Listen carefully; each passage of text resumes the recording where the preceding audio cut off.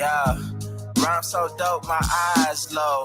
When you move like God, the time slow. I came back for the blacks and John Doe's. Crack open them land patents, let go of them townhomes. What's a native to a native? Eat $5 dough if he not melanated. Pale faces got you waiting on a savior. Sending prayers up, he texting back on vacation. Yeah, God's children. Give all your praise to Jesus, but how God feeling? He say put no one before him in divine image. It's you with God and Christians. I got a vision, but niggas ain't gotta listen, so they don't. We came from the soil, wasn't fucking with no boats. Bible took our spirit, English potted on our homes. Tribal families turn on us, don't act like y'all don't know. But fuck them and they grudges. We was something turned to nothing. And now we nothing's turned to something. Reincarnation of ancients, fresh up out the oven. This the message to the black man. This the message to the black man. This the message to the black man. This the message to the black man. Shooters on my roof, lawyers in the coop. We can never die, bitch, we bulletproof. This the message to the black man. This the message to the black man. Say you wasn't slaves, you was prisoners of war. You stop wasting your time, these other bitches ain't important. You ain't meditating, you ain't mating with the sauce. Like what the fuck's a noodle if you ain't painted with the sauce? I find it hard to trust the pastor who rather side with the master, who preaching we should submit while getting murdered and captured. About how we should wait on God is never our vernacular. They get paid and praised by the dollar long as they keeping us stagnant. And niggas think they woke, huh? Like you could change a whole world through a vote, huh? Like slave masters willing to let their slave go, huh? That slave master was probably your kinfolk, huh? History in reverse, a black king strategy. When blacks were your majesty, they always hide your pyramids but point to where the castles be. Aristocracies with your last name patented accurately. Yeah. And I ain't even tell half the shit. Like, I ain't even tell a quarter of the shit. I'm just getting started. Y'all niggas rap about busting guns and all this weird shit. I'm trying to get my people back, nigga.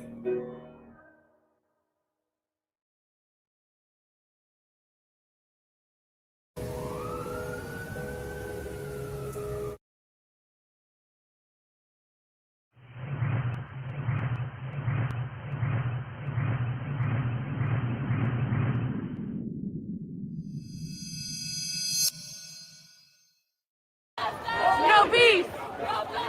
No peace! No peace! No peace!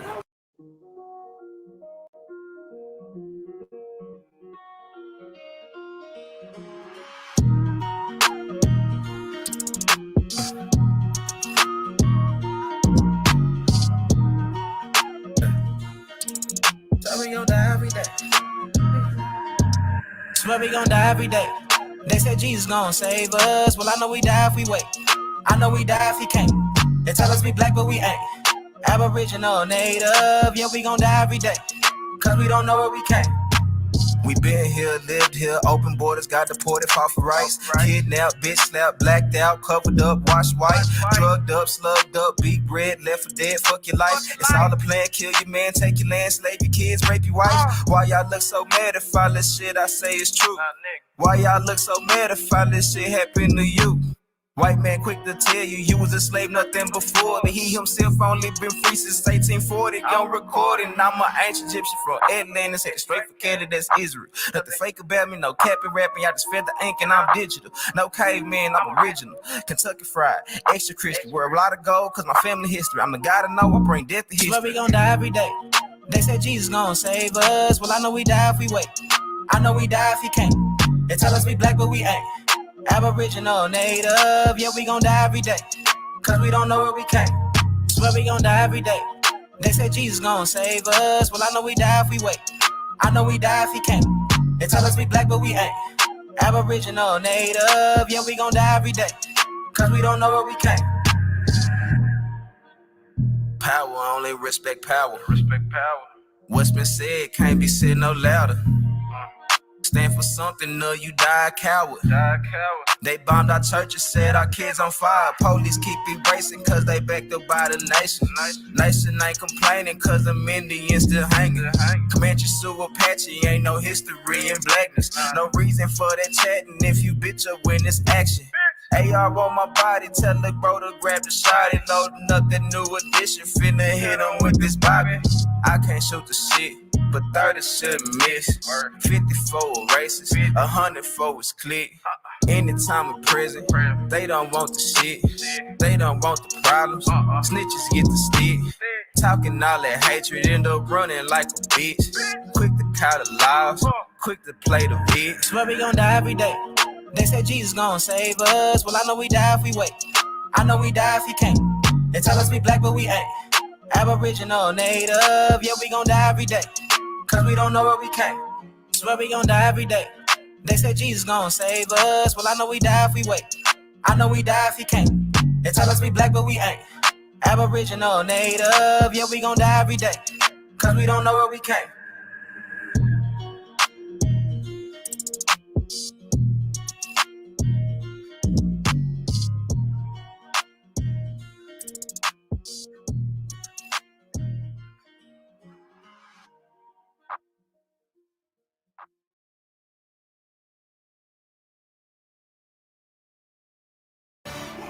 Niggas died in 1965.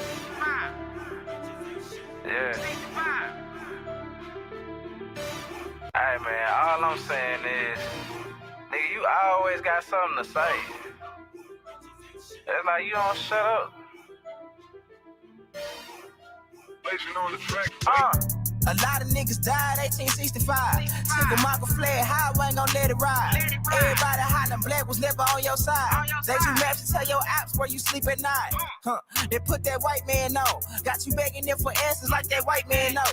Had you swearing you was African, that's that white man home. Had you proud to be a savage, that's that white man's zone. And I ain't talking shit, this my definition. If being savage was our nature, y'all be non-existent. We done took your ass out when we was in them kitchens. Instead of showing you how to live and how to maintain business. White supremacy fake. Only way that shit real is if you do what they say. We the guards of the gate. So when they say they fear God, now you know what they made. Shoot some, move some, shoot some, move some. Put us in the same room, it gon' go down. Hit a nigga with that boom, he gon' go down. Shoot some, move some, shoot some, move some. Put us in the same room, it gon' go down. Hit a nigga with that boom, he gon' go down. Every day my niggas dying, they don't know the truth. How the hell you close to God, we don't know it's you. Yo, how the hell you supposed to survive, we don't know the shoot. He should've died, you let him slide, cause he look just like you. I tried to tell him all skin ain't kin. Everybody ain't your partner, everybody ain't your friend. How the hell they supposed to help when they the ones that put you in? They don't struggle how we struggle, they can't get it how we live. Can't be scared to die when we already dead. Either way, your life is stake no matter how you play it. My higher self said we should choose remain godly. My lower want these motherfucking bodies. Infiltrate they circles like a motherfucking Audi. Take them to the south and put them down like OG Bobby. They don't want equality in this club, they want these problems. Killers right beside me, snap full of chicken moppers. Shoot some, move some, shoot some, move some. Put us in the same room, it gon' go down. Hit a nigga with that boom, he gon' go down. Shoot some, move some, shoot some, move some. Put us in the same room, it gon' go down. Hit a nigga with that boom, he gon' go down.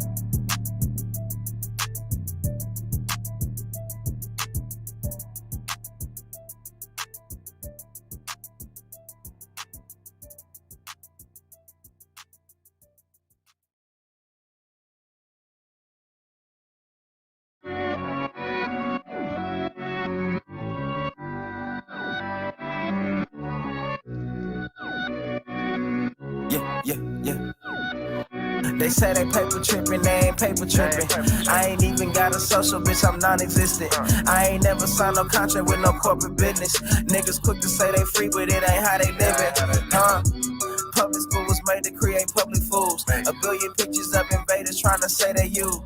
This Atlantis, this our planet, that's on I'ma rule. This ain't the book of old plays, this that out of bull. It was never great, showing greatness and they get mad at you. Quick to holler slave, but in them days, bitch, they had masters too. 1655, Anthony Johnson took his slave to court. Black slave masters were majority till we went to war. Quick to holler out copper, copper color, copper strap and blow. Fuck a copper, social distance beef and had the copper scope. Chained by Slovakian parliament, case you didn't know. You want the foreign leadership, check me if you want for leadership. I need paper, big paper, big paper, I need paper, big paper.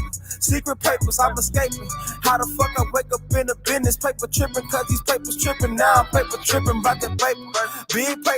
Big paper, honey paper. Big paper, secret papers, I'm escaping. How the fuck I wake up in the business? Paper tripping, cause these papers tripping. Now I'm paper tripping, I made a point not to speak on the vaccination. Social media bringing in medical segregation. My body, my choice when abortion's the mission statement. Guess your body has no choice when you wait for the population. Gain of function research administered through the teachers. Fauci's turning Jesus, they trapping it through the preachers. Got every family beefing, can't even cough in their region. Controversy bringing leeches enough to break down your defense. Force your pledge allegiance to a corporation. Power ain't for show, depends on your participation. Probably ain't gonna go for broke, they scary with no pawns to play with. Them hoes on the creeping like they disappear soon as the day hit. Randy Vaughn took them on, now her soul long gone, rest in peace. I'm quiet for that shit happened to me. Randy Vaughn took them on, now her soul long gone, rest in peace. I'm quiet for that shit happened to me. I need paper, big paper, big paper, I need paper, big paper. Secret papers, I'm escaping. How the fuck I wake up in the business? Paper tripping, cause these papers tripping. Now I'm paper tripping, about that paper. Big paper, honey paper. Big paper, secret papers, I'm escaping. How the fuck I wake up in the business? Paper tripping, cause these papers tripping. Now I'm paper tripping up.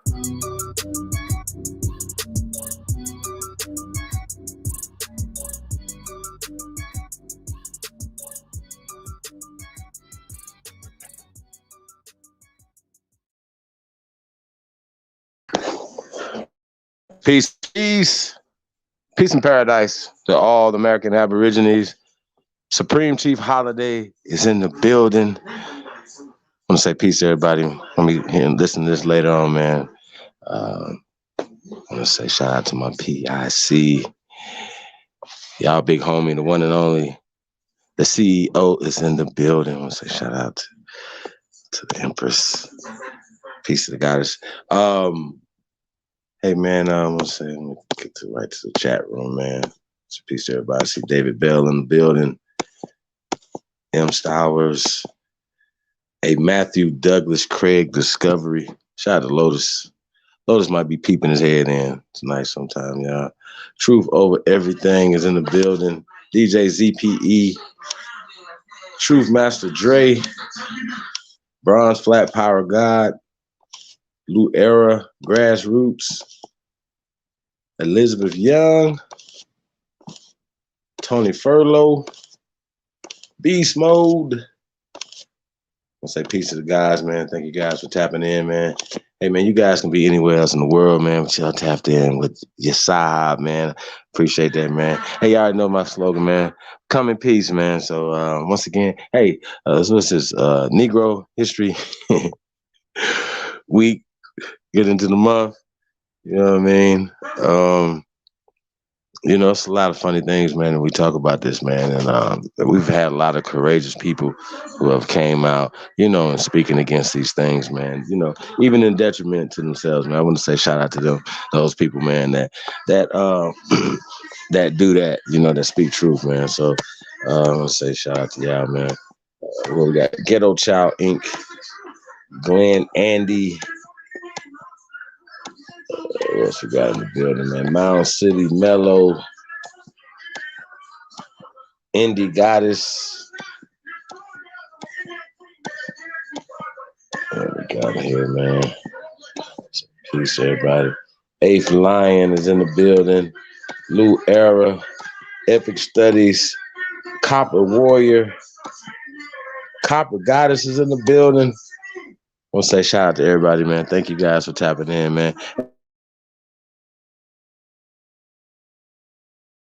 In world history, press go Now, if you guys caught last night's show, man, we got into inventions, man, and you know, a lot of inventions that the world is still using today. Um, um, which once again, you know, we got into the patent office, we got into a lot of things, and basically how people can take over inventions. It was one thing, you know, doing a lot of the research on the stuff. It was like that, you know, we wasn't registering even obviously in 1790 to 1866. That even they were telling that not a lot of people were putting their patents in with these people, right?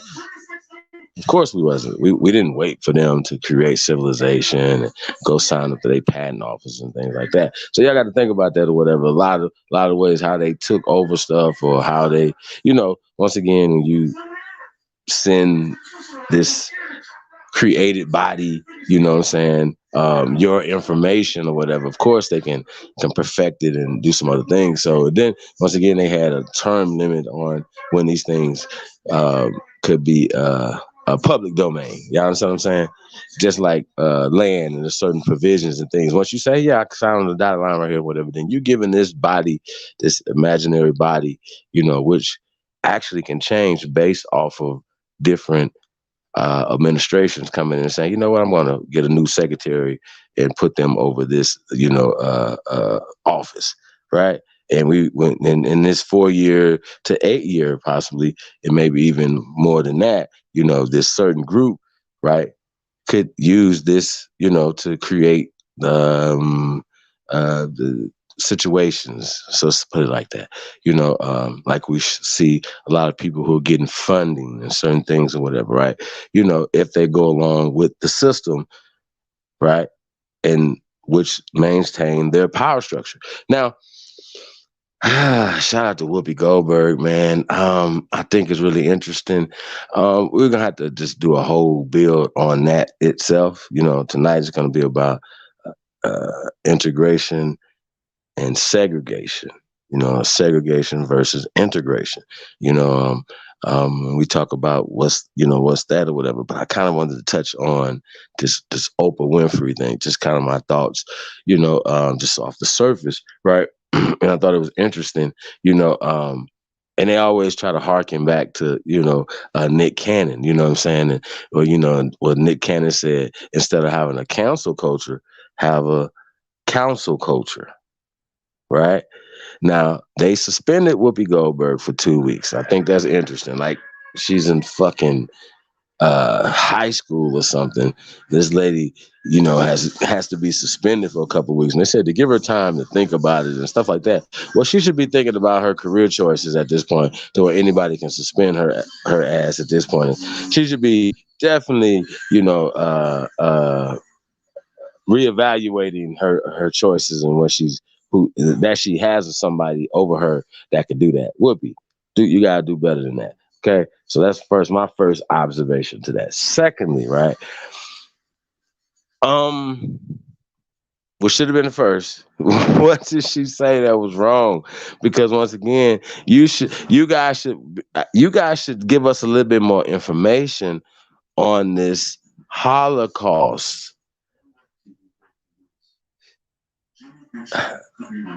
We still here? Hey, testing. I mean, you know, some things you can't say, man. And so, you know, we're gonna say the J word for the night, right?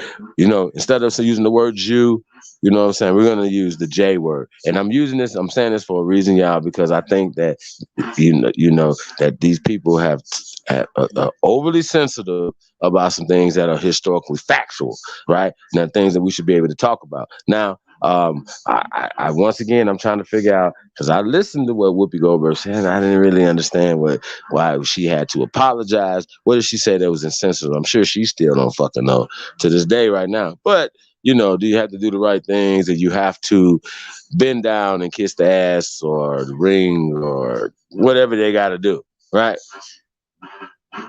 Well, we're not going to do that. We're going to tell y'all the truth as much as we can without getting banned. So that's why I'm going to call it the J word. The J word is the new N word these days. Right? Now, think about it. You can kill 1 million niggas right? 21 Savage can kill 1,000,000 niggas in his music, and the J words will fund it, right? They would fund it. They would fund it. They would put it out or whatever. But LeBron James can't turn around and say he's getting J word money, right? Not saying anything derogatory, but they made him apologize. Now he's last time I checked, I think he's like 6'8", 6'9", 260, 70 pounds, whatever, right? Rich. There's a lot of economies depend on him dribbling the basketball, him endorsing things. Y'all get the point I'm trying to say. His brother has a little power, but somebody's over him that says, "Hey, you might want to go apologize for singing the rap lyrics that they're marketing and promoting, right? Because if they didn't, 21 Savage would not record it." Okay, so I just thought that was interesting. Now, fast forward to Professor Griff's interview on Nick Cannon. And the reason why I'm walking you guys through this because these are just some of the things, but I'm pointing this out for a reason, y'all. And I'm going to get back to it, right? So Professor Griff went on. He went on Nick Cannon's show. That was the first mistake by Nick Cannon. He wasn't. He thought that he had, autonomy to have whoever he wanted to have on his show. Well, I guess he didn't get the memo that he cannot have certain people like Professor Griff. Shout out to the guy, Professor Griff, by the way, too. Peace to the guy. So, with that being said, right? So that was the first mistake. So it was almost like, they were just anything that Professor Griff, would have said on the show. They were just looking for him to say anything, right? That would seem insensitive or whatever. Now you notice they never did anything to Professor Griff. They just made Nick Cannon once again flexing their authority, their power, right? Over Nick Cannon, over the culture. You understand what I'm saying? Because Nick Cannon has a lot of air quote, what a lot of people would perceive as we have power within the culture, right? But once again, they do these things to show you that you don't, LeBron, that you don't, Nick Cannon. You understand what I'm saying? And the other ones that will say necessarily wouldn't have air quote as much power as you, LeBron, right? Or Nick Cannon, right? Two very powerful brothers in their respective fields, in their respective sport, as well as in entertainment field or whatever. These are two very powerful brothers, but somebody made them sit down and pee. You understand? That's by design. Okay. Now they could have just been like, "Hey, yo, faulted a little bit and say, hey, look, if I offended anybody, whatever. But other than that, we're gonna be able to report and be able to speak on the culture." Now, in the midst of this, right between between Nick Cannon and in that situation, the Vlad situation happened, right, with Minister Louis Farrakhan, right, and the situation happened with Godfrey and Lord Jamar. Y'all follow me? Now, he literally said when he's making money off this culture. We're talking about Vlad, the culture vulture, right? Who's canceled, which you guys it just hasn't trickled down to you yet, right? And this is the reason why he's canceled. Now, he don't give a fuck about our culture, which he's capitalized off of, right? We're not making Schindler List motherfucking movies, capitalizing off their culture. We're not doing certain things or whatever, usurping their culture and anything or whatever. We're not creating lox and bagel fucking restaurants and recipes and doing certain things or whatever. Y'all understand what I'm saying? Like, I'm just gonna keep it real as possible with you motherfuckers. I'm not about to play with y'all. So y'all can respect it or check it. But listen what the fuck I'm saying. We're not doing that. They are. He made a mistake. He was insensitive to a certain situation. He made the mistake and he said he was not going to apologize. Y'all follow me? LeBron James, Nick Cannon, now Whoopi Goldberg, and a long line of others had to apologize when they didn't make a goddamn mistake.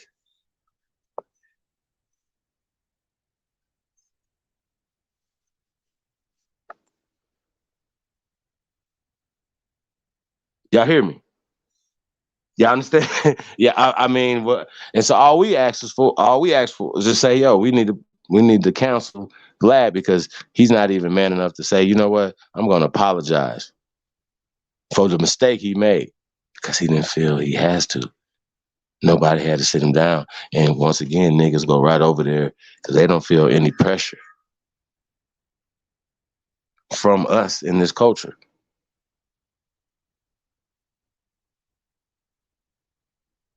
So now, Whoopi Goldberg. Now, of course, she doesn't know the difference between, let's just say, Anglo-Saxons and people who would be designating themselves as Jews, right? I'm sorry, y'all. The J word. And once again, I'm saying the J word because now truth is the new hate speech, okay? Now, I'm saying the J word because they made the J word like the N word. Now, with that being said, Whoopi Goldberg being confused and she might need some counseling, not suspension or whatever. I think she needs to get fired. I think they should have fired her ass. Fuck suspending her. Just fire. Hey, we need you to think about your decisions forever. Get on up out of here, Whoopi. You've been doing this too goddamn long. Somewhere else. They should have fired her ass. This was me though. That's just my observation or whatever. So she can, so y'all can be really butthurt and mad. I don't know why. But as far as I'm concerned, you guys should boycott forever. What's she on The View? The View. You know what I'm saying? Just flex your power. Because once again, I don't think that she said anything wrong. Now, once again, being ignorant of the facts of, okay, well, it wasn't a race thing because once again, being Jewish the J word is not race. Y'all, did y'all catch that? So Vlad, who's not religious, say he's an atheist, self-professed atheist, right, should never consider himself a race, right? That's a religion. The J word would be a religion. See, I just said that's how weird it is. J word. Well, is it a negative terminology? Are you guys trying to hide something? What is going on? I don't understand. I don't understand how that would be. If I was to convert to Judaism, that would make me a Jew. That's not my race. That's my religion. Same thing if I became a Hebrew Israelite, if I became a Muslim, if I became a Christian, right? Y'all get the point. A Mormon, so on and so forth. That does not change my motherfucking race. Okay? So I just wanted that to be clear. So I'm kind of, is it over religious persecution, y'all? Is it, what was the beef, right, with these people during this time? Now they keep pushing the 6 million thing. That number has been redacted and retracted to right around about 2 million. It's not me saying that. I'm sorry, y'all. Anybody's offended by this or whatever, don't blame me. Go do your research. So they keep pushing certain numbers that are not accurate when it comes to this thing, that happened in time, right? That's a recent history. This is 1940, so it's not like 1840s. We don't have records of these things or whatever. They actually have records and things of this time period. Okay, so it's just once again me. I'm just asking a few questions, y'all, before we get into this debate. I just wanted to put some things in your mind. We're gonna get back to this because I want to see how this thing play out. Also, I want to see how people, respond to Whoopi, how she responds to this, how the fans of all hues, right? They should be asking the questions. Well, what is this a racial thing? What she said? Did she say something wrong? As far as I'm concerned, she wasn't, saying anything wrong. But sometimes some people are hypersensitive, right? And you can't say anything about their community. Okay? And you guys, when you do these things and you see people who are not critical of this community, then that should be a clear indication that they are working for that community. Just clear, because we understand how it's not even a secret relationship anymore between blacks and the N-word. The N-word and the J-word. See how that works? It's no goddamn secret relationship. Okay? George Soros and funding my son and whatever. It's no secret relationship anymore, yo. So I don't want to keep going back. Funding Jabari Ostrange, right? He admits it. These people admit that they are you understand what I'm saying? But these are the people that are the voices for our people, y'all. The voices of so-called black people here in America who are funded by these people. Then turn around and say that the Aborigine community is Russian agents. Last time I checked, that's what Vlad is. That's what George Soros and those guys are. And their religious preference has nothing to do with their race, which they race of Slavic people, if you believe in this race concept and stuff like that. You understand what I'm saying? Now, if I was to create this race of people, of course, I'm going to put my race of people at the top of that race of people. Y'all see how this works? It's not rocket science. Of course, if you create something, you're not going to put yourself bottom of that totem pole. If you create a system, a caste system, you're not going to put yourself at the bottom of that system. Y'all see how this works? So when we go back and forth with people, we're telling y'all why not to use certain terminologies and certain things that put you in this system, that put you at the loser position in this fucking caste system, right? The reason why that's important is because the people who gave you those terminologies to lose, okay? Now, we talk about these fucking colored and white water fountains. Did y'all know that there's we're going to pull this story up too, in Alabama, they had a new water fountain, right? That was, the colder water can come out of it. Y'all understand what I'm saying? The new one, right? Then it was next to it, they had an old one that just regular faucet water come out of it. Okay.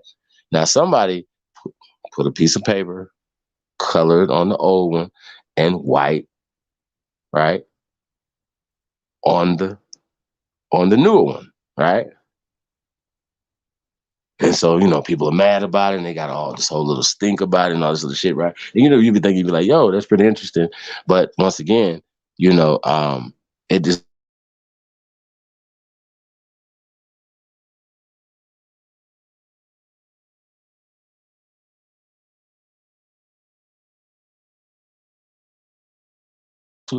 right? If say somebody was standing there next to it or whatever, and you come up there and you say, this says color and this says white. And you in your mind say, you know what? Or black. I only want to use color, y'all. Let's don't do that. I don't want to confuse you guys. Black and white. Okay. Okay, now. Testing. Can y'all hear me pretty good? Got a bad signal, man. Testing. Press go to me if you guys can hear me, man. But getting back to what I'm saying, if I mean, yo, man, it's really weird, man. So when we're talking about these terminologies, black and white, right? They say black and a white faucet, right?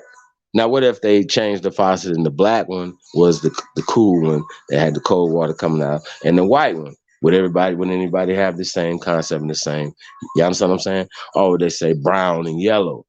You understand what I'm saying? See, now we're having a different social context to it, right? It'll be some niggas will be like, no, we got to put the white one up on this side and black one on this side, right? Now, this is the way we think. We have internalized the losing side by saying we're black, right? Hey, I'm black. This is black. This is black. Black this, black this, black that. And it wasn't black, actually. And they are rewriting history by using black and obviously associating black with weakness and black with death, black with Africa, black with slave. That's how this works. I'm not about to go back and forth with y'all. And this is what they're doing. Okay. Truth is in the building. Big dog, Philly OG. Peace of the guys, man. Appreciate you guys. Yeah, man. Look, I want to pull up this Larry Elder video, man. Y'all got to see this, man. This video is pretty dope. Like a day old, man. Larry Elder be going in, and maybe it's just talking about a few of the things, some myths, the things that we believe. Yeah, let's pull this video up. Let's get this video up and we'll get back. Like I said, y'all, we're gonna have to do a whole show on this Whoopi Goldberg thing. We got to find out. We're gonna get. I didn't know. I didn't know. I'm gonna be honest with y'all, man. It was gonna take too much time for me to try to navigate the J word and navigate, how to. So we might have to do a private build on that one, y'all. And y'all know how that go. Even when we try to do the private builds, they still figure out a way how to censor and these things or whatever from getting the information from our people. So I just want to say that, y'all. So it's not that we just want to be able to continue to communicate with you guys, you know what I'm saying, while we putting together our own platforms and things of that nature, y'all. So I want to say peace to everybody, man. We definitely appreciate you guys, man. I said what most experts aren't telling you during Negro History Month, right? Larry Elder Show. Right. So I want to say shout out to Larry Elder, man. And once again, man, I say 10, 15 years ago, man, I didn't understand this brother or brothers and sisters like this guy. You know what I'm saying? And I get back to that too. I'm starting to find myself, I think being more open to hearing things. And I think a lot of times people close their ears to information that they haven't heard before. So I just want to say that, man. So always, man, if you guys on the fence or you guys don't believe in what we're saying, and you guys know who you are, just open your mind up, man, to some of the things that we're saying. And honestly, ask yourself, are we actually saying anything that should be detrimental to you or the progression of people that you call Black or African descent or anything like that? And that goes for any of y'all. If y'all got anything to say about anything that we're doing, please pull it out here. And don't tell lies like we're trying to be Native Americans. We are specific when we're saying we're the Aborigines or American Aborigines or the Tonchons of this land. If y'all don't understand what the Tonchons are, look it up. Shout out to Threads, man. Hey, man, press GOAT, man, if you truly descend from the greatest human beings in world history. It's your Sahab. Hey, man, I come in peace. I'm going to say, press GOAT. Let's go.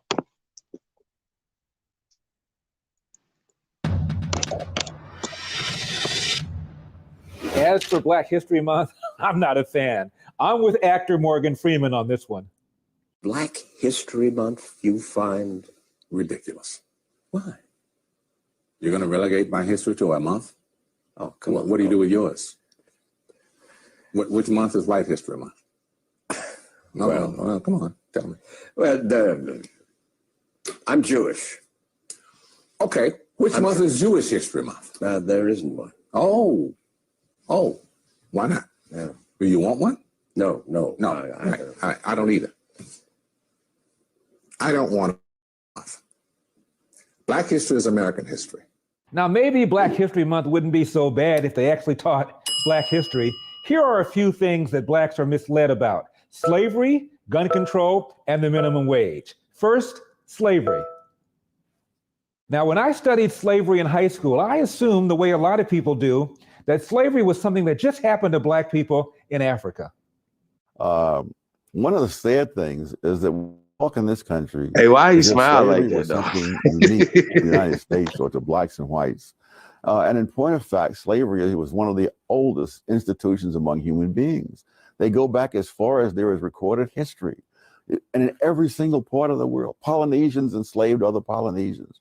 For most of history, people enslaved people who were the same race as themselves for the simple reason that they simply didn't have the resources to go to another continent and take people from another continent and move them en masse someplace else. Now, slavery could not have happened without the complicity of African chieftains who sold Africans not just to European slavers, but to Muslim slavers as well. But when white captains came offering manufactured goods, weapons, and rum for slaves, African kings and merchants had little reason to hesitate. They viewed the people they sold not as fellow Africans, but criminals, debtors, or prisoners of war from rival tribes. By selling them, kings enriched their own realms and strengthened them against neighboring enemies. African kingdoms prospered from the slave trade, but meeting the Europeans' massive demand created intense competition. Slavery replaced other criminal sentences, and capturing slaves became a motivation for war rather than its result. To defend themselves from slave raids, neighboring kingdoms needed European firearms, which they also bought with slaves.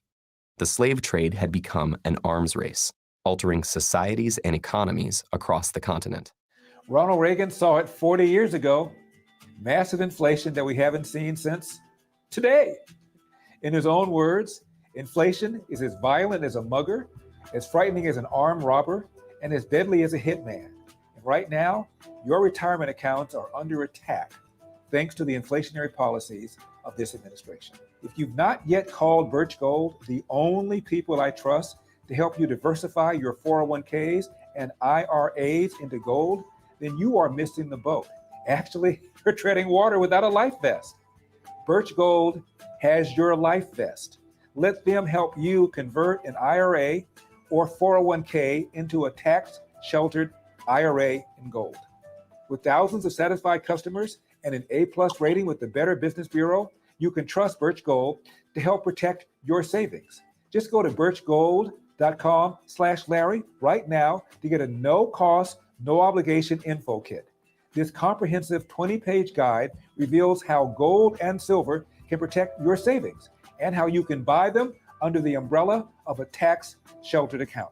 So do it right now. Go to birchgold.com/Larry. That's BIRCH gold.com/Larry. Did you know that Muslim slavers Did you know that Birch took more Gold blacks out of is Africa holding his than did mustache and his European beard? slavers? The Muslim slave trade began centuries earlier and continued long after the European slave trade ended. Slavery, yes, during the 9th up to the 13th century, slavery was still very much an Islamic phenomenon as compared to the West. Of course, there was ancient slavery in many other societies, but in terms of chattel slavery, in terms of slavery as an institution, that was profitable. That was very much still an Arab Islamic preserve until the West came in sometime from the 15th, 16th century onwards. Just how extensive was this Arab Muslim slave trade of Africans? Slavery was a very important part of Islamic expansion in West Africa, and in fact in the Sudan, and from the very earliest period of Islamic penetration into Africa. It started by buying, purchasing slaves and trading in slaves, and then it went on from purchasing to raiding for slaves and capturing slaves deliberately, especially mainly Black Africans, and transporting them into North Africa and into Saudi Arabia, the Arabian Peninsula, and onwards to the Ottoman Empire to Turkey. So slavery was a very endemic part of Islamic interaction with Africa. And in West Africa, the jihad's period of the 18th and 19th century involved massive slave raiding and slave trading. And many of the slaves that were captured and sent and sold and taken into the transatlantic slave trade, most of those who were doing the raiding at the time were Muslim communities because they were the dominant tribes. So a lot of that happened. That is not to say that non-Muslim communities were involved in raiding, but the dominant tribes were the Muslim communities that were doing the raiding at the time. Now, I've heard that Muslim slavers and Muslim slave owners treated slaves better than did European slavers and European and American slave owners. But is that true? One of the themes I explored in my book is this perception that Muslims treated their slaves much more humanely than the Western slave trade. And what I found out in my own research was that that is not necessarily the case, and that there were very harsh treatments of slaves by Muslim groups. It was just a done deal at the time. And one of the key differences I looked at in my book that whereas slaves taken to the West were able to marry and reproduce and have their families, and you can still find large populations of African Americans today in North America and in the Caribbean. You go to the Islamic world and you find very few Black remnants of the slave trade, which was very much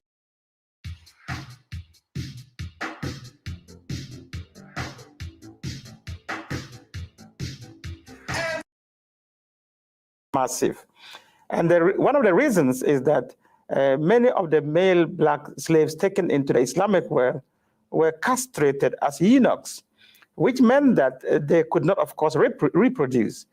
And the other factor is that many of the women were taken as concubines by their slave masters, and they gave birth to mixed races, and they were very much absorbed into the society.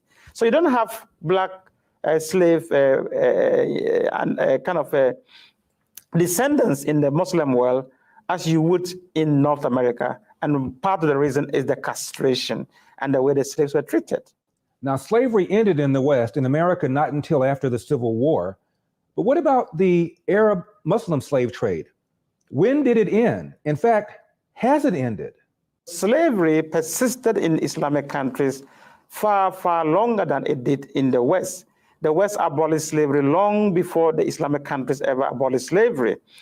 And they did so under a lot of pressure from colonial governments and from Western governments and from all kinds of activist groups. And in fact, the Saudi Arabia, for instance, abolished slavery in 1961 or 1960 thereabout, whereas Mauritania abolished slavery in 1981. And these were done on paper, and a lot of it is still being done. Said In 1981. practice, there are still a lot of slaves in Muslim countries. And the Sudan, during the Civil War, there was a lot of slave raiding going on, done by the Arab Muslims in the north against the enemies and the Christian Africans in the south. So even up to the 90s and this century, there was still capturing of young African men, boys in the Sudan for sale. So slavery continues, even though it has been abolished on paper in many Muslim countries. Now, gun control.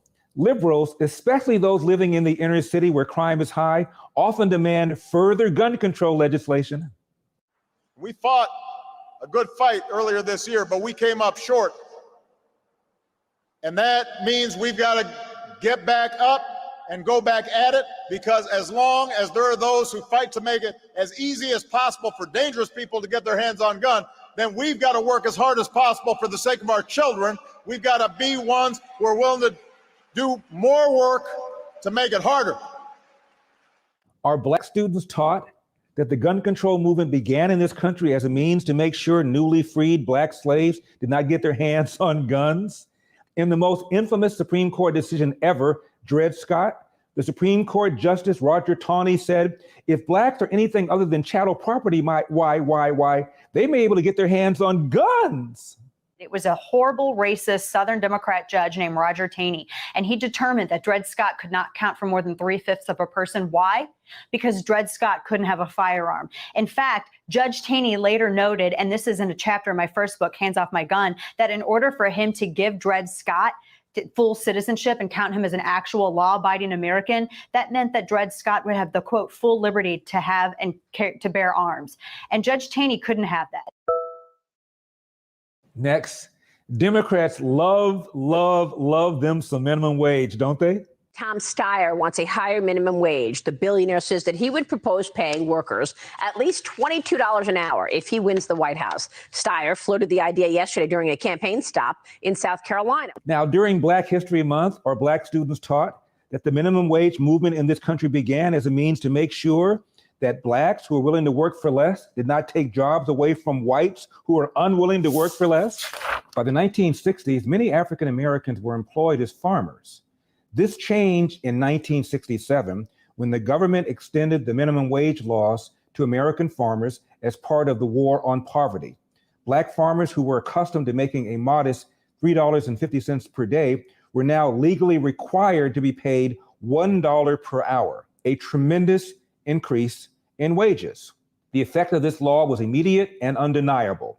An estimated 25,000 farm workers were put out of work in the Mississippi Delta alone. Black farmers were not oblivious to the cause and effect. That dollar an hour ain't worth nothing, said the wife of one day laborer. It would have been better if it had been 50 cents a day if you work every day. 50 cents per day, of course, was a lower wage than what her husband would have been earning prior to the law. Her point was clear. The federal minimum wage law destroyed their ability to earn a living.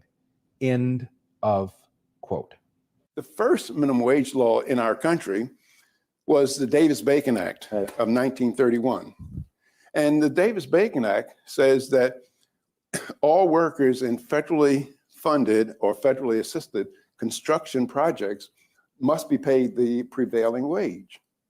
And if you look on page 6513 of the congressional record on March 31st, 1931, you'll see congressional testimony where congressmen will say, see that contractor over there? He brings cheap colored labor up from the South, puts them in cabins, and it's labor of that sort that has to compete, that white Americans are competing against.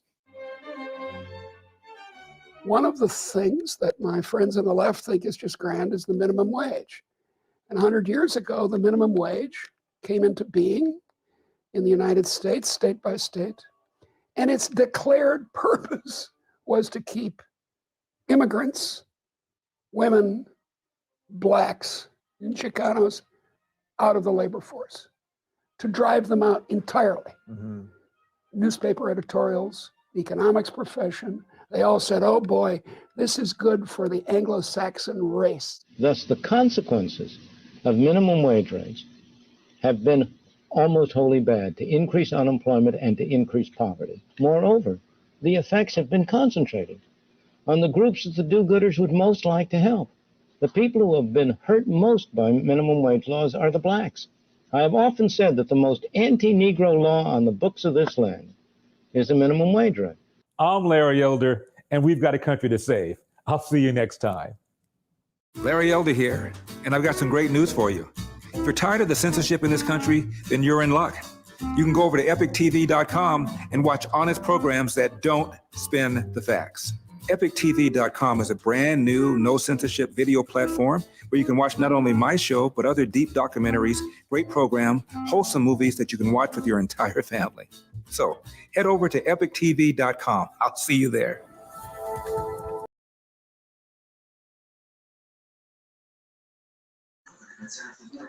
Man,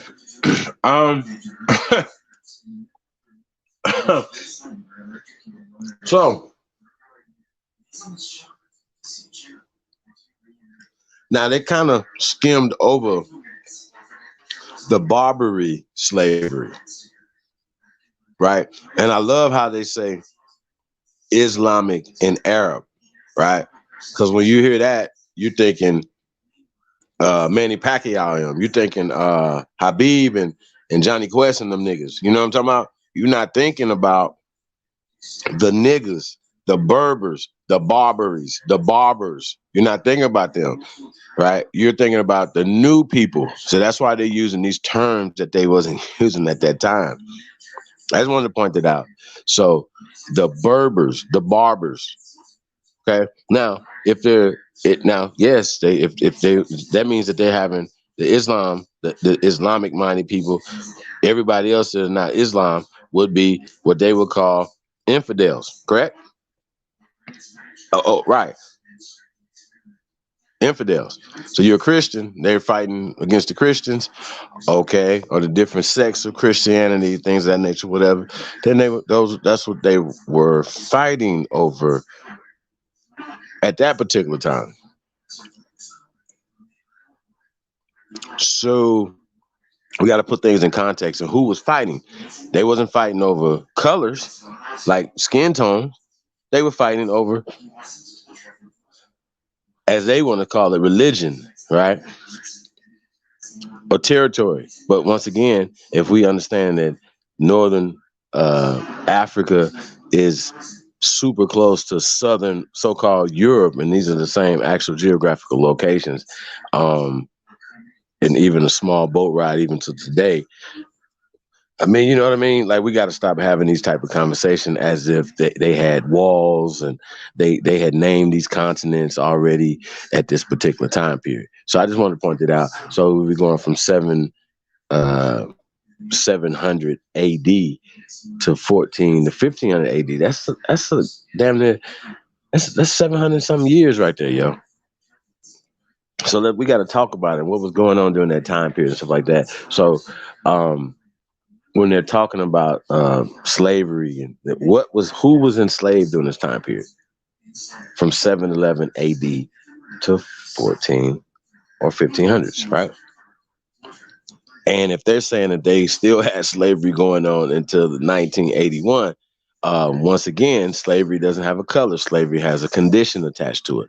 The condition was if you just weaker tribes and some other motherfuckers took you over, then you're going to have to be submissive to them, right? Some weaker means that technology, know-how, so on and so forth, right? If you're an ignorant tribe of people, God damn it, then more superior, intelligent people can rule over. That's just common sense, yo. Okay? So I don't know why we're having this conversation. And these people just have changed history with their own hands. That's what they've done. So I just want to point that out. Let's see what else is in here. Mr. Brooklyn is in the building. Piece of the guy, man. What else we got up in here, man? Consciousness History 101, The Chosen One, Alton Clay, Sagittarius is in the building. Say peace to the guys, man. Mo Lover, Peace King, Choctaw, Montana, 808. Yeah, so Choctaw, Montana, 808. I don't know if anybody said anything about Danielson. Just tell my son, I say, hey, nobody said nothing negative about Danielson today. So I don't know what you're talking about. We mad. We definitely not mad at anybody that's doing their thing. You know what I mean? So Cali Love is in the building. Peace, Empress. Shout out to everybody, man. Shout out to all the haters too, man. We definitely appreciate you guys, man. You guys are learning as well. I be seeing haters doing stuff, and then they at this point they gotta be like, well, yeah, he's telling the truth. Because they've been fighting the information for so long. At least they can say that. You ain't gotta like me, but just as long as you know the information is right and exact, and we can get the right information to the people, man. That's what we here for, man. To do that, man. Ensure that it is happening and nobody is gatekeeping or misdirecting the information. And that's what they're trying to do, y'all. And we're gonna point it out, we're gonna catch them up. So just letting y'all know.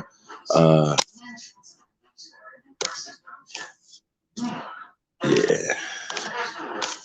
I think we're gonna put the link in the chat room too.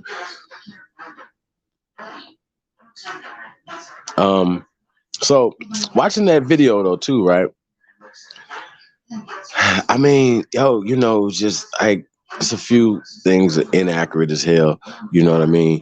And once again, that's the narrative that they're painting, you know what I mean? But once again, a lot of stuff is just the verbiage and the words that they're using. Once again, they're writing terminology and putting it back in time, right? You know, because then they'd be like, well, the Moors went into Spain in 711 AD, right? Moors. Well, that wasn't. Of course, if you're talking about a descriptive term, but wouldn't these be the same Berbers that we're talking about? Wouldn't they have subjected in these, right? People that they conquered or whatever they was doing. Y'all understand what I'm saying? So y'all gotta understand the games and stuff that they're playing, man. Shout out to Copper Tone, man. Appreciate that, man. Shout out to Only Builders. Dollar Challenge. Shout out to Copper Tone, man. Really appreciate it, brother. Yeah. So just thinking about that, yo, you know, think about it from that perspective, man. It's really funny what they're doing, you know what I'm saying, as far as how they're rewriting history and changing up the words. And once again, seeing Rob Bourne over there today, doing a presentation, Black history, he's talking about all this stuff. And they'd be like, look, he just pulls up something that's on a PowerPoint. And, you know, apparently he put it together because he had something that he said he had put down twice. I'm like, well, damn. So you're not even pulling up their documentation. You're pulling up your documentation about a time period and stuff. And they say right here. So he was saying stuff like, you know, the African this or the African that. Well, at that particular time, it was called the Negro. Once again, we continue to keep showing you guys this, from the Negro burial ground to 20 some odd niggers. And, you know, I could just go on and on and on with all the things that they have changed. But once again, they changed Negro to Indian, right? To black, right? They have done all this in the last 100 years. To black, right? To African. This what they have done. I don't know why.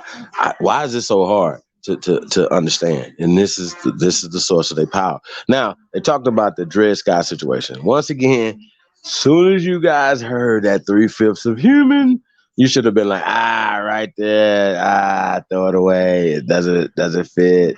It's not right. It's not right and exact, right? And it's not. I'm just gonna tell y'all that it's not. You have to go do your research on the actual Dred Scott decision. And once again, a lot of that stuff has been tampered with. So people are getting, once again, 3/5 human clause is 3/5 compromise. Okay. 3/5 compromise. So it has nothing to do, it only has something to do with representation and voting. It has nothing to do with you can't hold a gun in your hand and all this other shit that they talking about. So once again, they'll say stuff like that. And this woman, what makes her qualified? See what I'm saying? What makes her qualified? The expert is, oh, she's on television. She wrote a book about it. All right, that's it. You know what I mean? She's the expert in this time period. And no, she's an actual person who's pushing their agendas. You know what I'm saying? By saying stuff about Dred Scott. So that was fake too as well. Larry, you guys need to do a little bit more research yourself when you're presenting the documentation and the stuff that you're saying, especially it doesn't make any sense when I can show you these people being enslaved over there in what is called Northern Africa now in 1888 in chains, right? But also I could show you them here in chains in America at the same particular time, as well as laws that are being crafted for these people in 1910 that are still on the books right now today. Now, I don't know about you guys, but we don't have any slave laws, right? At all. We don't have any slave laws. Just like the civil rights is not specifically, they created civil rights bills for us. That's a lie. Said it work? That's a lie. We were just used. Just like we got used by Joe Biden, and we've been getting used the whole time because we have been the majority, the largest voting bloc, the largest everything economic base for everybody. That's why they had to have this concept, this thing called how to sell to a Negro. This is 1950.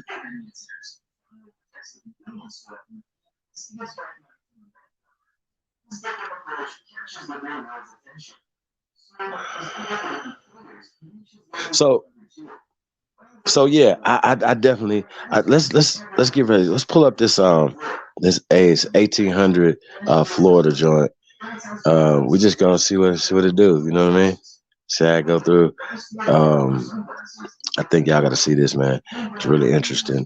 And I kind of wanted to, I wanted to play that Larry Elder one and break some of that stuff down. So when we start hearing stuff, it'll click. It'll make sense. You know what I'm saying?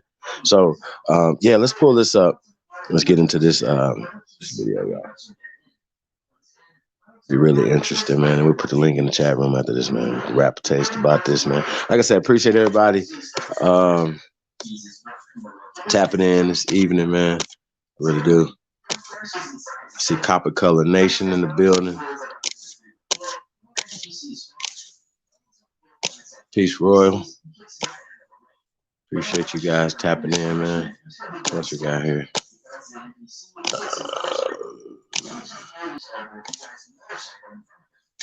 Yeah, man. So, yeah, we're going to get this video pulled up, y'all. 1 second, y'all. I don't know if I got to resend it to you, man.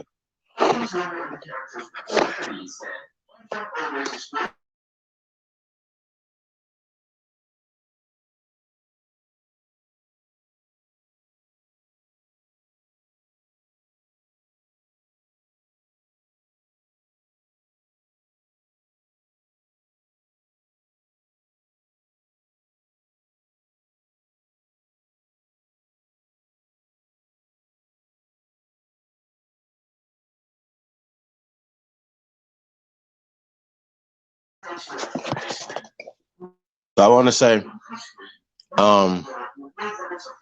fair use. Y'all know what we say, fuck fair use.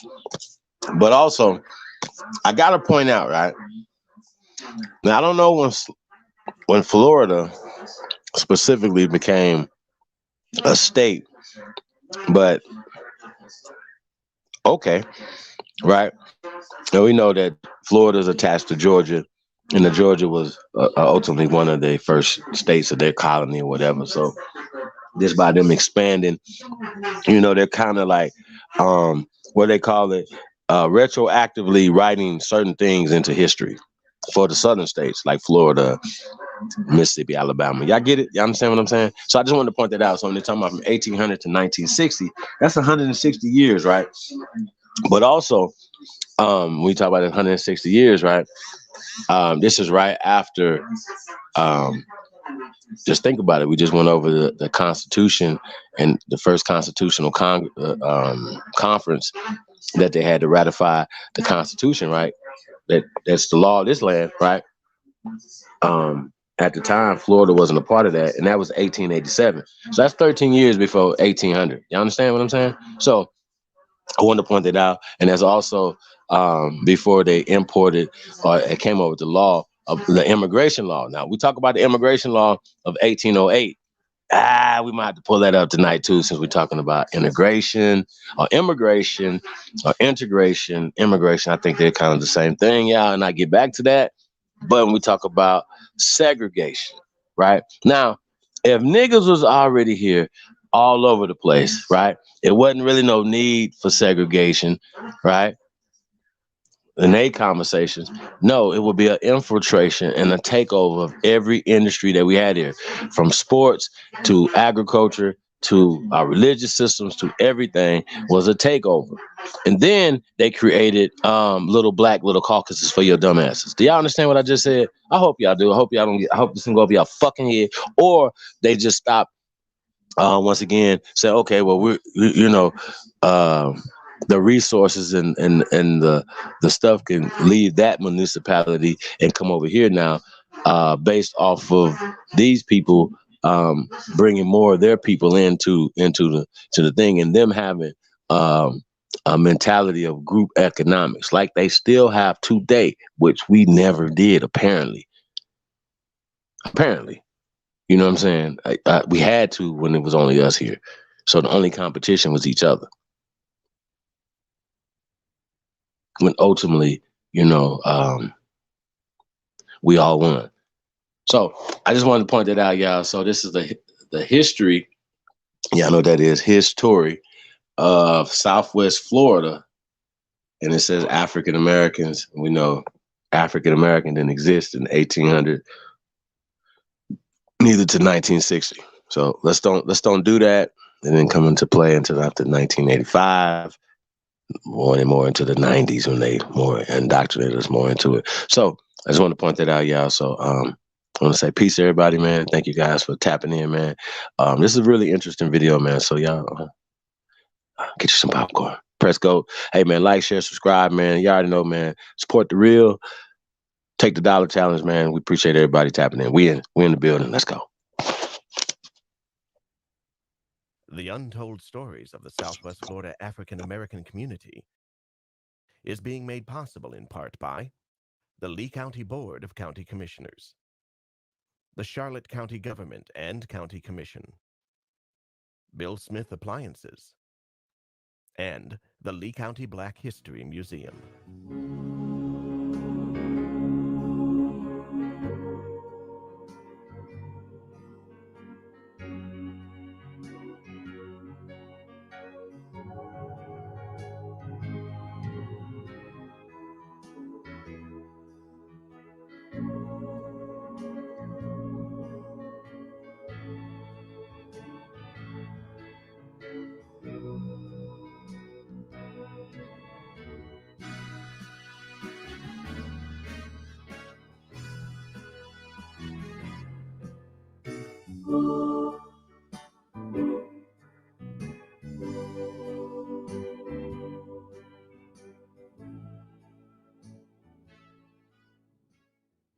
Welcome to Southwest Florida History Untold Stories. This time we'll be exploring the African American community. We're going back in time when segregation was the law of the land. We'll hear untold stories about pride, endurance, and victory. Join us as we There's learn no about the such laws development as of the African segregation, American by the way. community in Southwest Florida. Meet some of its remarkable people and hear about their dreams, struggles, and contributions. Our story of the African American community begins with recollections of the days of slavery and how those painful memories impacted future generations. My grandmother would tell us about slavery, how hard it was, and when they brought them over here on the ship, one man jumped off and he was swimming in the water and they shot and killed him. And it was so, it was, those things, when I was growing up a little girl, it worried me. I feel a very personal connection with the whole aspect of slavery because I am the descendant of slaves. On my father's side, my great-grandfather, I knew of him, Thomas Russell, had been a slave. He lived 3 years after he was free, and I've always wondered what he did with those 3 years of his life that he knew freedom. There were also positive stories, stories of friendship and unity. Well, a lot of free runaway slaves hooked up with the Seminole Indians, and they retreated down to this area. And they learned how to live in this area in thatched roofs made out of palm fronds. They did some initial farming, did some initial ranching, had a lot of black cowboys. In many cases, Indians were enabled African Americans to escape slavery, and they intermarried with African Americans, as I said, on both sides. On my mother's side are Creek Indians, on my father's side are Cherokee.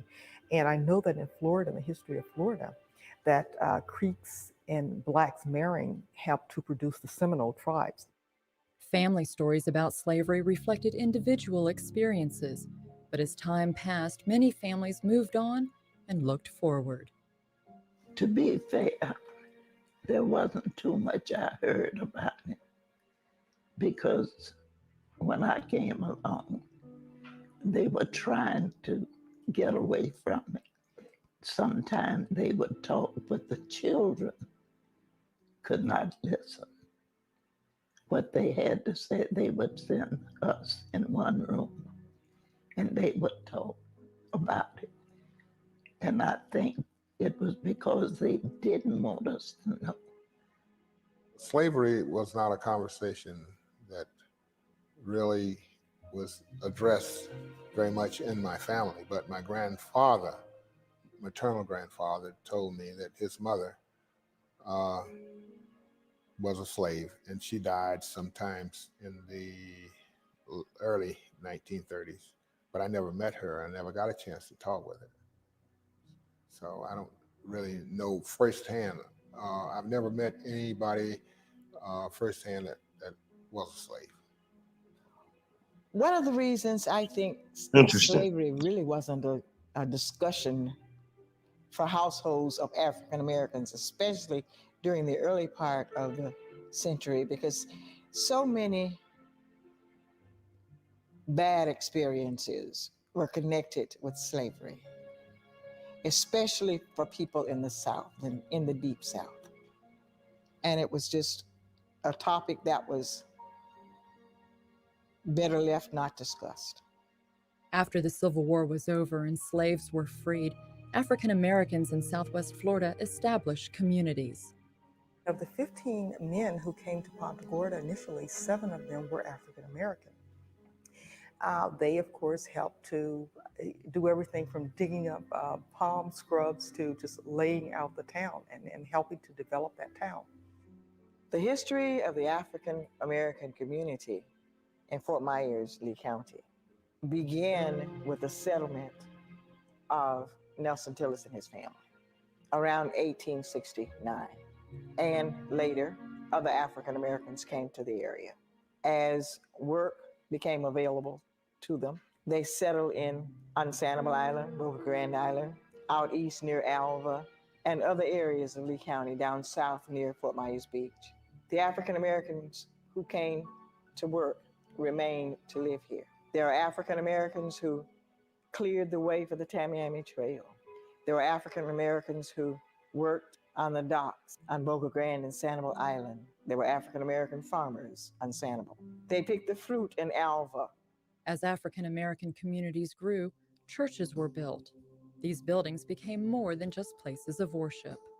When we talk about the whole African American religion or church movement, it's very important to remember that the slaves brought religion with them.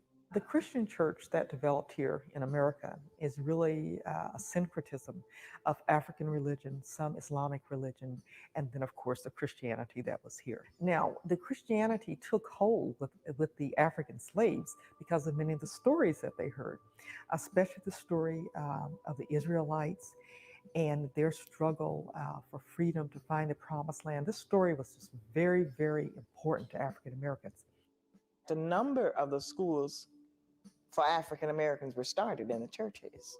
Before the Williams Academy, there were schools operated in the churches. And after Williams Academy, there were classes, kindergarten, first and second grade, held in the churches.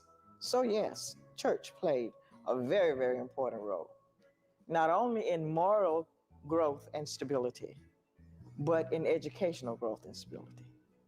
The first service held in Punta Gorda was an integrated service. They saw no harm in worshiping with Black people. Local communities also benefited from the input of some influential leaders who made lasting contributions.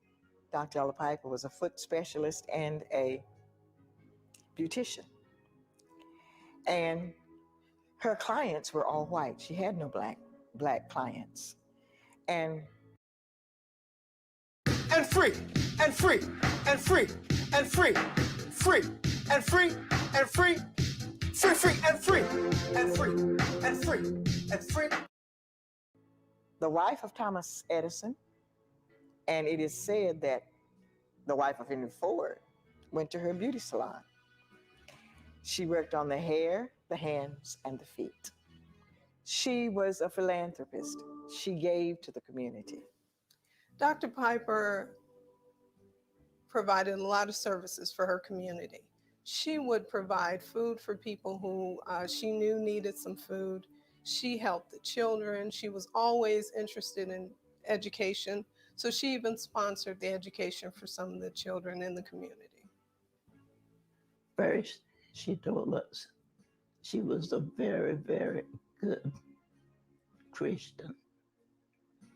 And she would tell us first, seek the kingdom of God. Then, young people, you have to use your head, get an education. That nobody can take away from you. She said, then when you get out, use it to help somebody less fortunate than you are. She was not a Fort Myers native.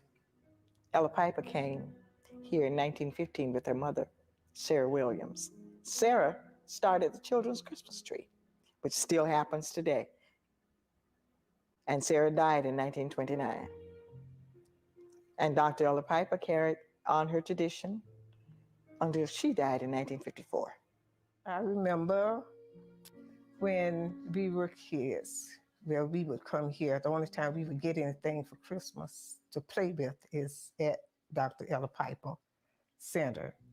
And then when I had kids, my kids got Christmas gifts from her because my husband wasn't making but $9 or something a week. So that's how we got our gifts. Another woman was instrumental in establishing a lasting holiday tradition. Historically, the Dunbar Easter Parade was founded, first of all, around 1945 by Evelyn Sams Kennedy, an elementary school teacher, an art enthusiast because she did ceramics beautifully. This was something very special for the boys and girls and their families on Easter Sunday here in Dunbar. Martin Luther King Boulevard was lined from Old Palm Avenue to Ford Street with people watching the parade. Midwives played an important role in every community in the early days of the last century. Dear Lord, Father in heaven, let this mother have a safe delivery. Let her deliver this Did she say baby Martin Luther safe King Boulevard? Yeah. now, Sheesh. without all hurt, harm, and trouble. I wasn't 5 years old when I thought about it, because that's been my brother. I'm 5 years older than my brother. And that's when I thought about being a midwife when he was born. Sometime I didn't get a dime, but I took care of that little baby that I didn't get no pay for, just as good as I did if you'd have paid me the full thing. My mother,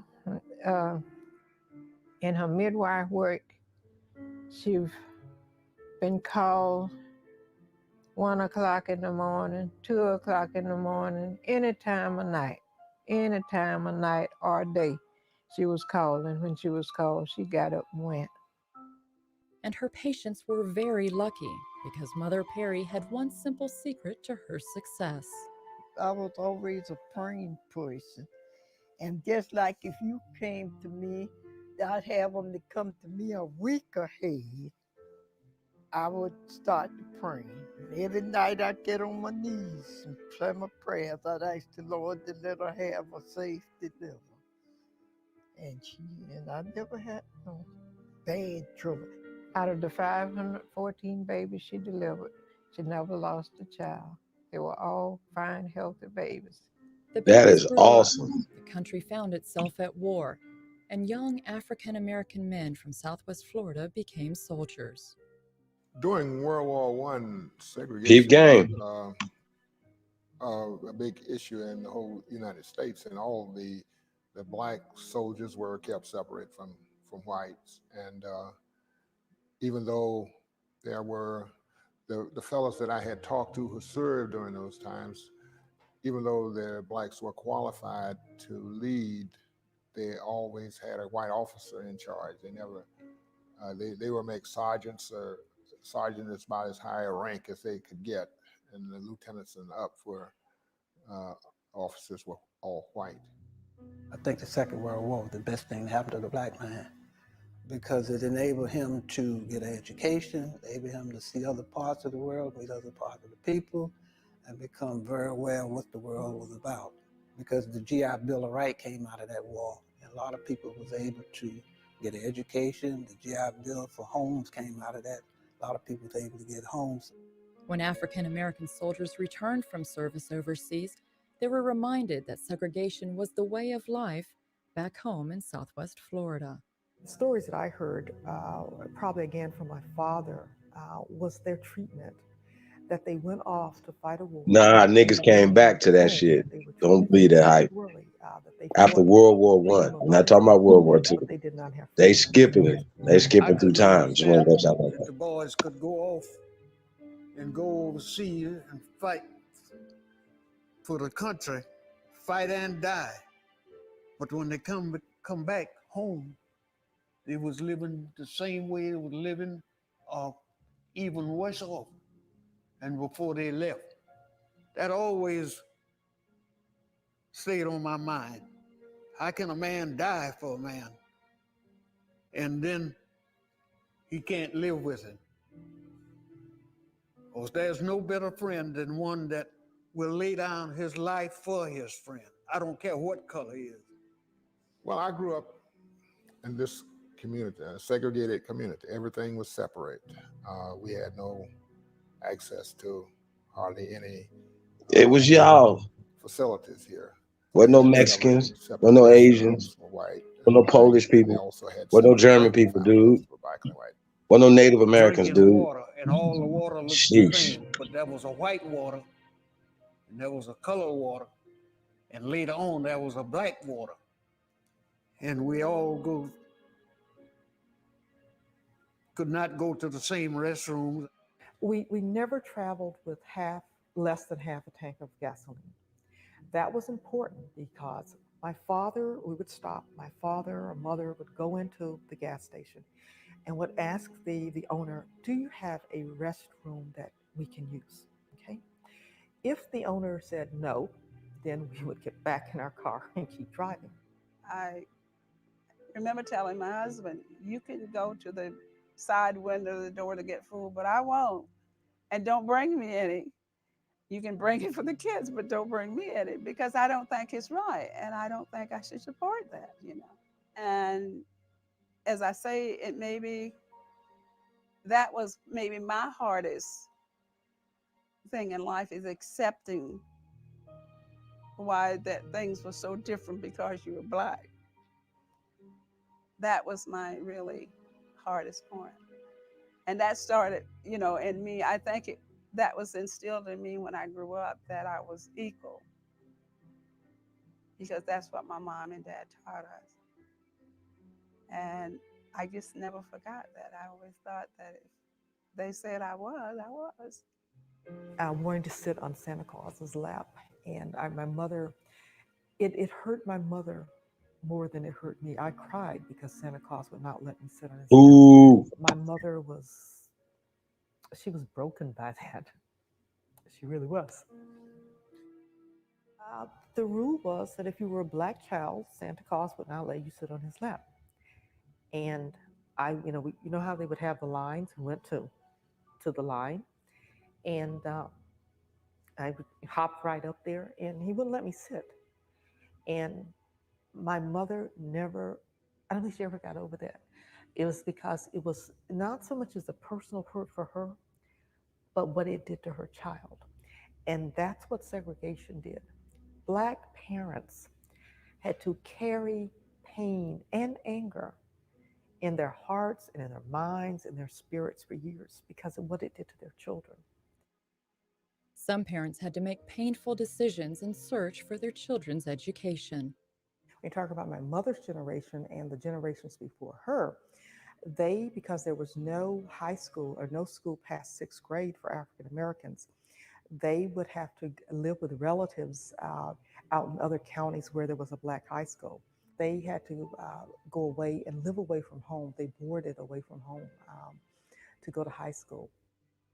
I went to elementary school in Everglades, and I went to 8th grade. That was as far as it went. And they didn't have another high school in Collier County, no high school in Collier County for me to go to. So my mother sent my brother and I to Orlando, not Orlando, but it's a little place out from Orlando, Eatonville, the only all-colored town that I knew of at the time. Segregation was responsible for many painful experiences, but some saw benefits to their way of life. The advantages of segregation, if there were advantages, and I'm sure there were, but we were strongly encouraged to participate in an educational setting that would improve us as individuals so that we could be of service to our community and to enhance our own personal lives. I have mixed feelings about desegregation. Growing up in my little town in Southwest Florida, that I never ever knew low expectations. In my segregated Black academy, I never knew low expectations. I always knew the highest was expected of me. And if I have gone anywhere in my life, academically or professionally, it has been because of those high expectations that I didn't know anything else. Despite segregation, there were times when boundary lines were crossed. We played, little league ball with the white fellas, you know, and we didn't have any problem with them, you know. Every Saturday morning, we had a football game with the white against the Blacks. We played football a while, we fought a while, and we played football some more, and we fought some more, and then we left, mad at each other. Next Saturday morning, we were right back there doing the same thing all over again. It was fun. There were other occasions when Jim Crow laws fell on deaf ears. Music helped bring people together, and Southwest Florida attracted legendary performers from all over the country. Mr. McCullough built McCullough's Hall, and during that time, we had some of the notable big bands to come down. I had the privilege to meet the Duke. I danced to his music. I brought Duke Ellington here in 1947. But that area between the upper 30s and the 40s, 50s, and the 60s, the jazz area, I had a lot of bands. I had Louis Armstrong, Bill Doggett, Buddy Johnson, his sister Ella Johnson. It was a great, grand thing that we were able to bring these people here and rub shoulders with them, shake hands. Somebody you've been reading of, but you've never seen. When you seen them, that was it. We had white people would come to the named events, but it was against the law. We could run a rope through the middle of the building and then on the dance floor and keep them divided. But that didn't keep the white people from kicking the rope down. We didn't do it. We didn't take it down. And they got with the music. They got with it. They danced together on the floor. It was mixing like that, yeah. Mixed, because we couldn't keep them apart.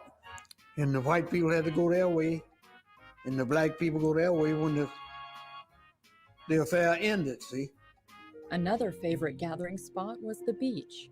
Well, the story goes that there were signs on the Fort Myers beach says, "In and dogs not allowed." So when the Bunch Beach started, that was they set that side for the blacks. Oh, what about Bunch Beach? Bunch Beach was the Black Beach. It was dedicated in 1949, and there were 5,000 people here in Fort Myers for that dedication. And there was a beauty contest. Oh, it was a grand affair. The high school band played, and many young ladies from the high school were beauty contestants. But despite the good times and shared experiences, the painful truth remained that the world in which they lived was segregated and offered limited opportunities.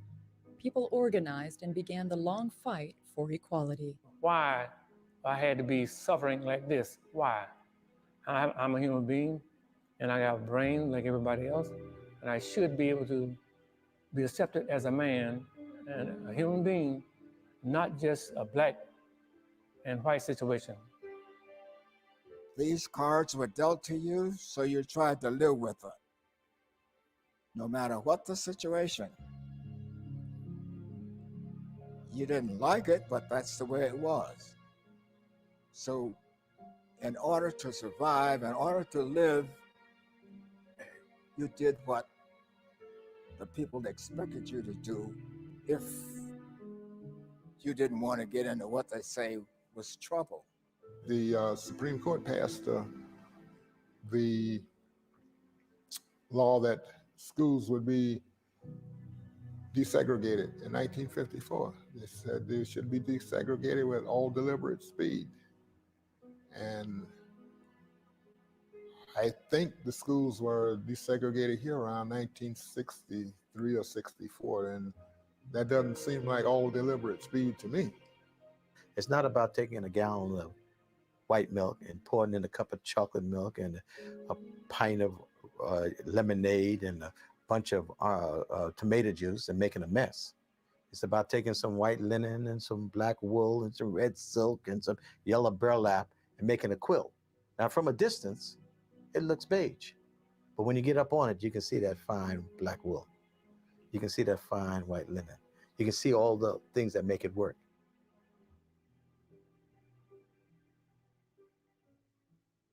My heritage is wonderful. It is rich. And I'm passing it along to my grandchildren. My Black heritage meant a lot to me, knowing where I come from and where I am today. Well, it motivated me, my Black heritage, because it motivated me through my family. And I grew up in a family that believed in education. My heritage has given me, I believe, a beauty and a strength of spirit. I have nothing against it. because I was born black and I could not change it. And it had an effect on me in race relations with the other man, due to the fact that all men were created equal and all men were made from the same thing. God made us all from the dust of the earth. To order a video of this program, call 1-888-824-0030 or visit our website at wgcu.org. And please refer to the program number on your screen.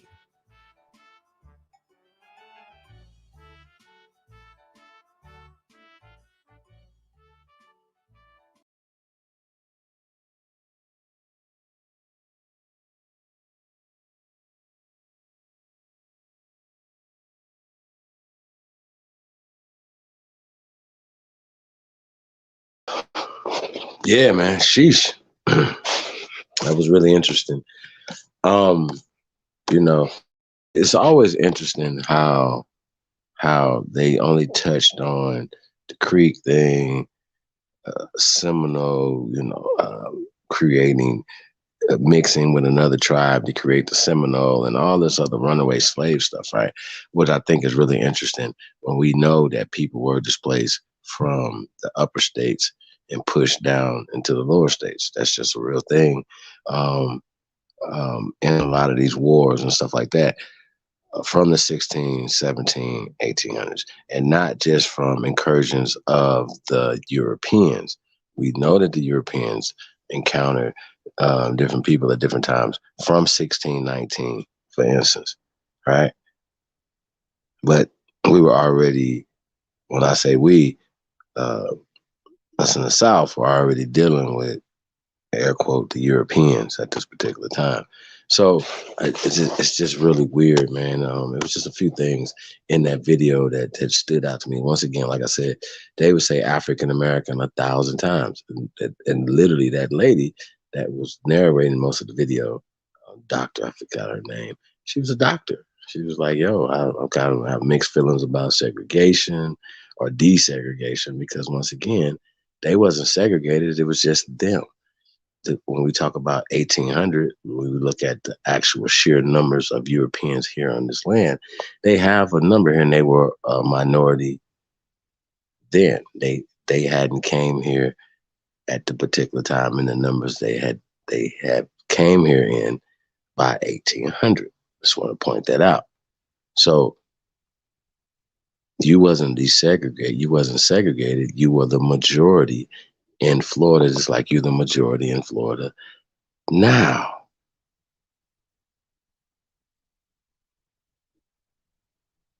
Hey, can we put the link in the chat room real fast too?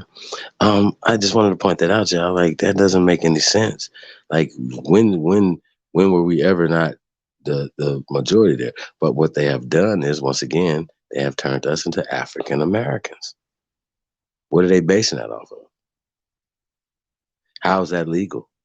How is black legal? Show me how it's illegal.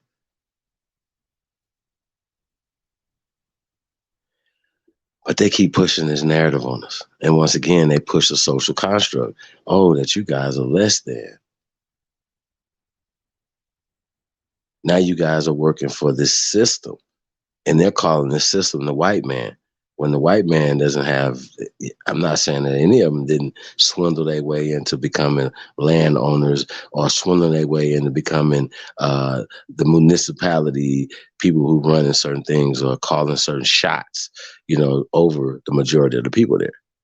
You dig what I'm saying? How do we allow them to get into that position?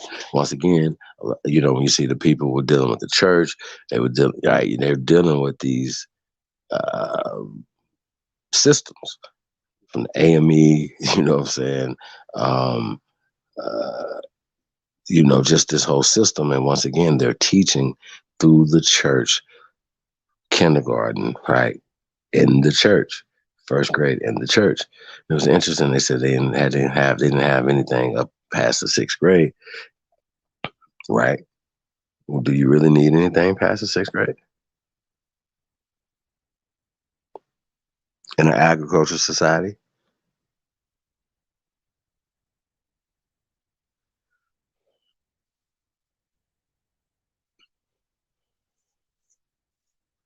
I'm just saying, slavery, this bad generational thing of wealth that sustained us for thousands of years.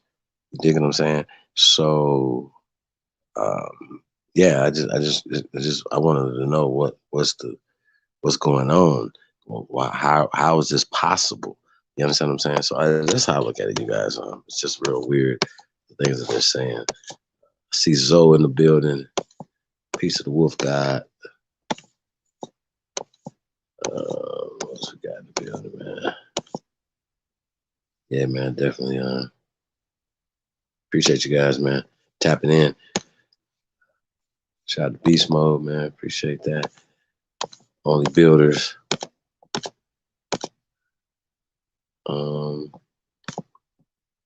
Yeah, links in the chat room, you guys. Hold on, I wanted to pull up something. 1 second, yeah.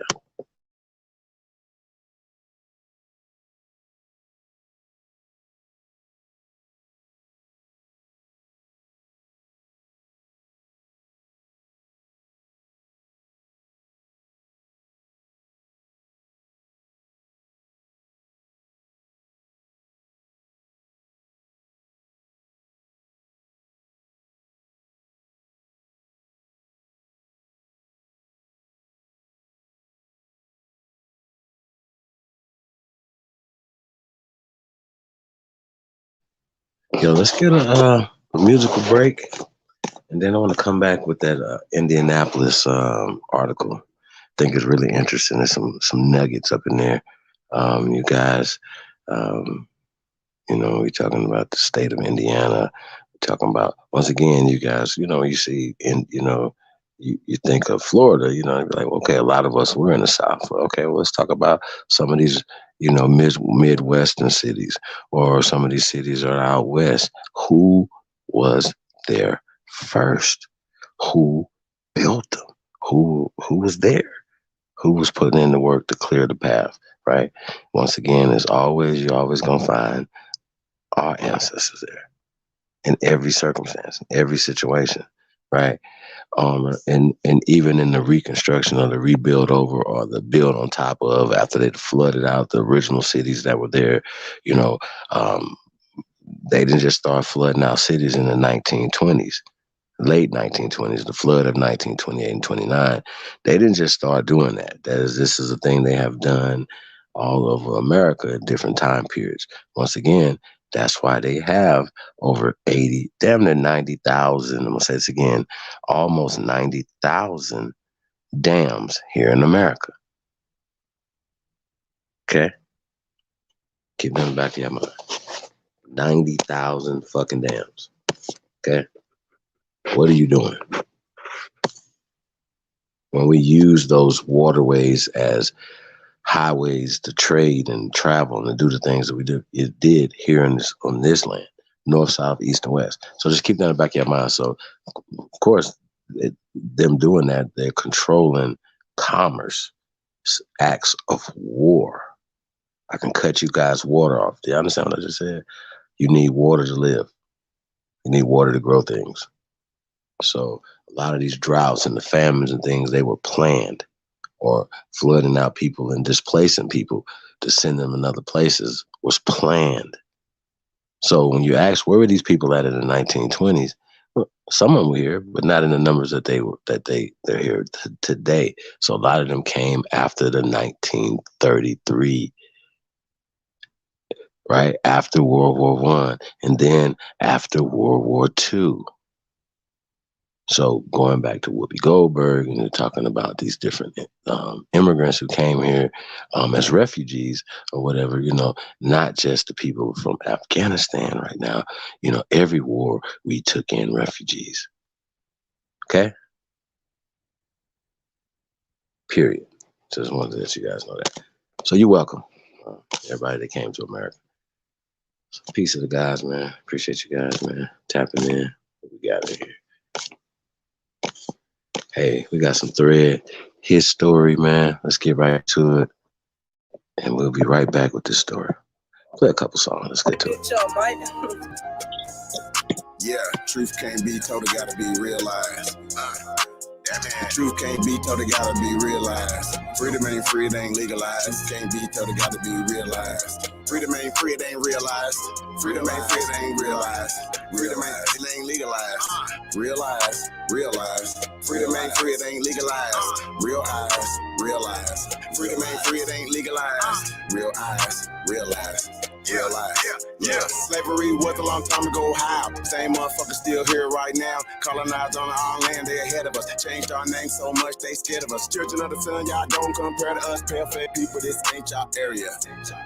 Talking about America, pale-faced people, this ain't y'all area. Even up the playing field, bitch, I'm darn. How you a victim, bitch, you a Karen. Cognitive dissonance, you don't need sperm. You got white privilege, so you don't need sperm. Looking at my homeland, man, I can't believe her. Colonized came here, they ain't never leave her. Indians ain't die off cause we here. You ain't gotta lie, just say you won't be here. How you American but not indigenous? 400 years still ain't get rid of us. All Europeans, naturalized citizens, made all the Indians niggas on the census. 1492, we was on the fences. Civil rights movement, we was so defensive. Black Wall Street, whites got so offended. Common law rights gave us amendments. Think I don't speak truth, that's alright. First slave 1619 was all white. 1200 wasn't no continent, all white. Europe named after a black woman, alright. Grafted, it come from us, do your research. Go within, quit listening to the teacher. And the Nuki got voice coming out the speaker. Cut off trees, then it made us weaker. Really they foreigner, the shit gets deeper. Whites don't know where whites come from either. I'm Aborigine, we come from the ether. Ruling over us in our land, that's evil. Being colonized right now, black people. Prisoner of the war, that's why it ain't equal. Wake up everybody, don't be no sheeple. Freedom ain't free, really freedom is illegal. And we can't get mad at this. Whites act like we can't see their advantages. Privilege is real, they working in management. Low down dirty, but they calling us savage. They want you to think they above us. All white people are part-time judges. I ain't no racist, but I ain't no sucker. I ain't no African, but they my brothers. Been lied to, I got built up anger. You built everything, still waiting on the savior. Don't call yourself black, please do me that favor. Black tourmaline will protect you from a hater. Listening to your oppressors is dangerous. Gave us a Bible and stole our nation. Said we couldn't read, but we didn't know the language. Kept us on paper because we didn't see the danger. American Indian, keep the religion. Skin copper color look just like a penny. Wanted our land and you called us stingy. Ain't no Democrats there to get pay attention. We got ancestors, but the papers is missing. Kings and queens, we just can't remember. Remember who you are, just like Simba. Now they got a vax, we don't want that in us. George Washington is the ninth president, look it up. United States, only 10 square blocks, look it up. White people really the minorities, look it up. Courtrooms don't got authorities, look it up. You want me, say stop governing me. Gave me a straw man, it's really not me. Why you don't keep it 100 with me? Why Trayvon killers still walk around free? Made this song for the truth, don't hate it. History was told in reverse, I've stated. Read still impressed, somebody gotta say it. I'm taking out of school, that's the reason I made it. History, it's his story.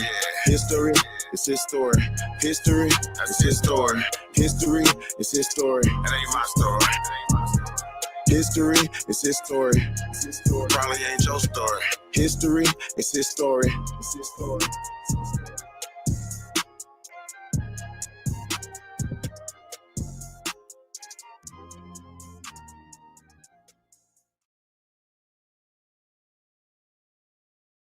People prefer men's sports because we're better athletes. I guess men are faster than women after all, you pieces. Oh!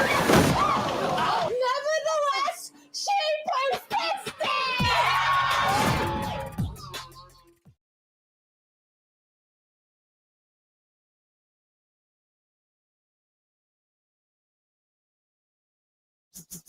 What exactly is Forex? It's the market where you can trade currencies from all over the world. It starts after 6 a.m. Sydney time and ends 5 p.m. Friday in New York, meaning you can trade 24 hours a day, 5 days a week.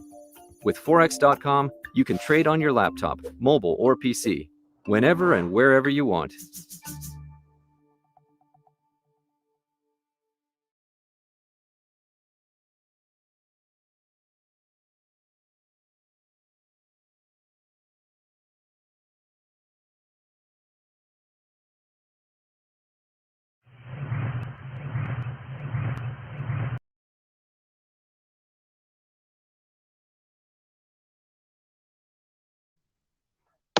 Yeah, man. Peace, everybody, man. Tapped in, man. Appreciate you guys.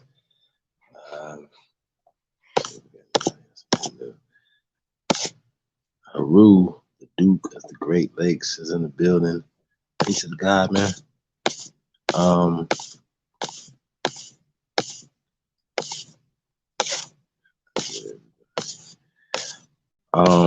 Yo, man. Like I was saying, I wanted to pull up this article talking about Indiana, y'all, and just talking about history. We're going to talk about a few things about history, especially when it pertains to, we're talking about American history. That's what we're just talking about. I'm like Morgan Freeman. So-called black history is American history. You know what I mean? Yeah, man, these people. And it's an interesting article when it talks about the history of Indianapolis and Indiana Avenue. You know what I mean? So, and yeah, so we're gonna pull this up as soon as we get a chance, yeah. Get right into this article, man. Yeah, I think we got a doubleheader tonight too, man. We got a throwback. We're gonna run a premiere in a couple hours. I think it's like midnight, so 3 Eastern, midnight Pacific Standard Time, man. So we're gonna be shutting this one down probably before that. So depending on if you guys are gonna be coming on, chopping it up or not, depending on how long this live stream gonna go. Hey, once again, if you guys haven't, if you haven't got the Founding Fathers lecture, man, there's a return of Hanu Amaru Kiel, aka the Attentionist one, man. It was really stupid, man. Stupid information. Yeah, I want to say shout out to everybody that supported that. Shout out to all the builders that support the builders, man. Onlybuilders2022@gmail.com, man. Support all the pay-per-views, man. Support all the ones that's coming. If you guys don't know, we're gonna start tomorrow afternoon. We're gonna be doing a 48-hour live stream, man. So it's another reason why we're not gonna be going too long tonight, man. We're gonna be getting ready for this one tomorrow. No. It's the Indianapolis article that you found. So we're gonna pull it. That's not a video. I don't think it's a video on that one.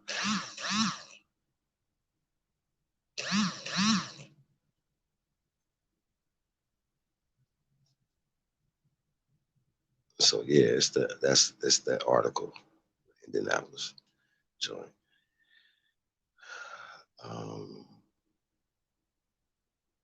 What was I saying?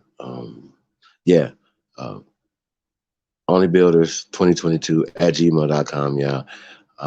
Tap in, man. Like I said, once again, thank in advance people that are going to be supporting pay-per-views and everything else that we're doing, man. You already know, man. Wake up. It's time. It's 2 a.m. We are 2am.com, man.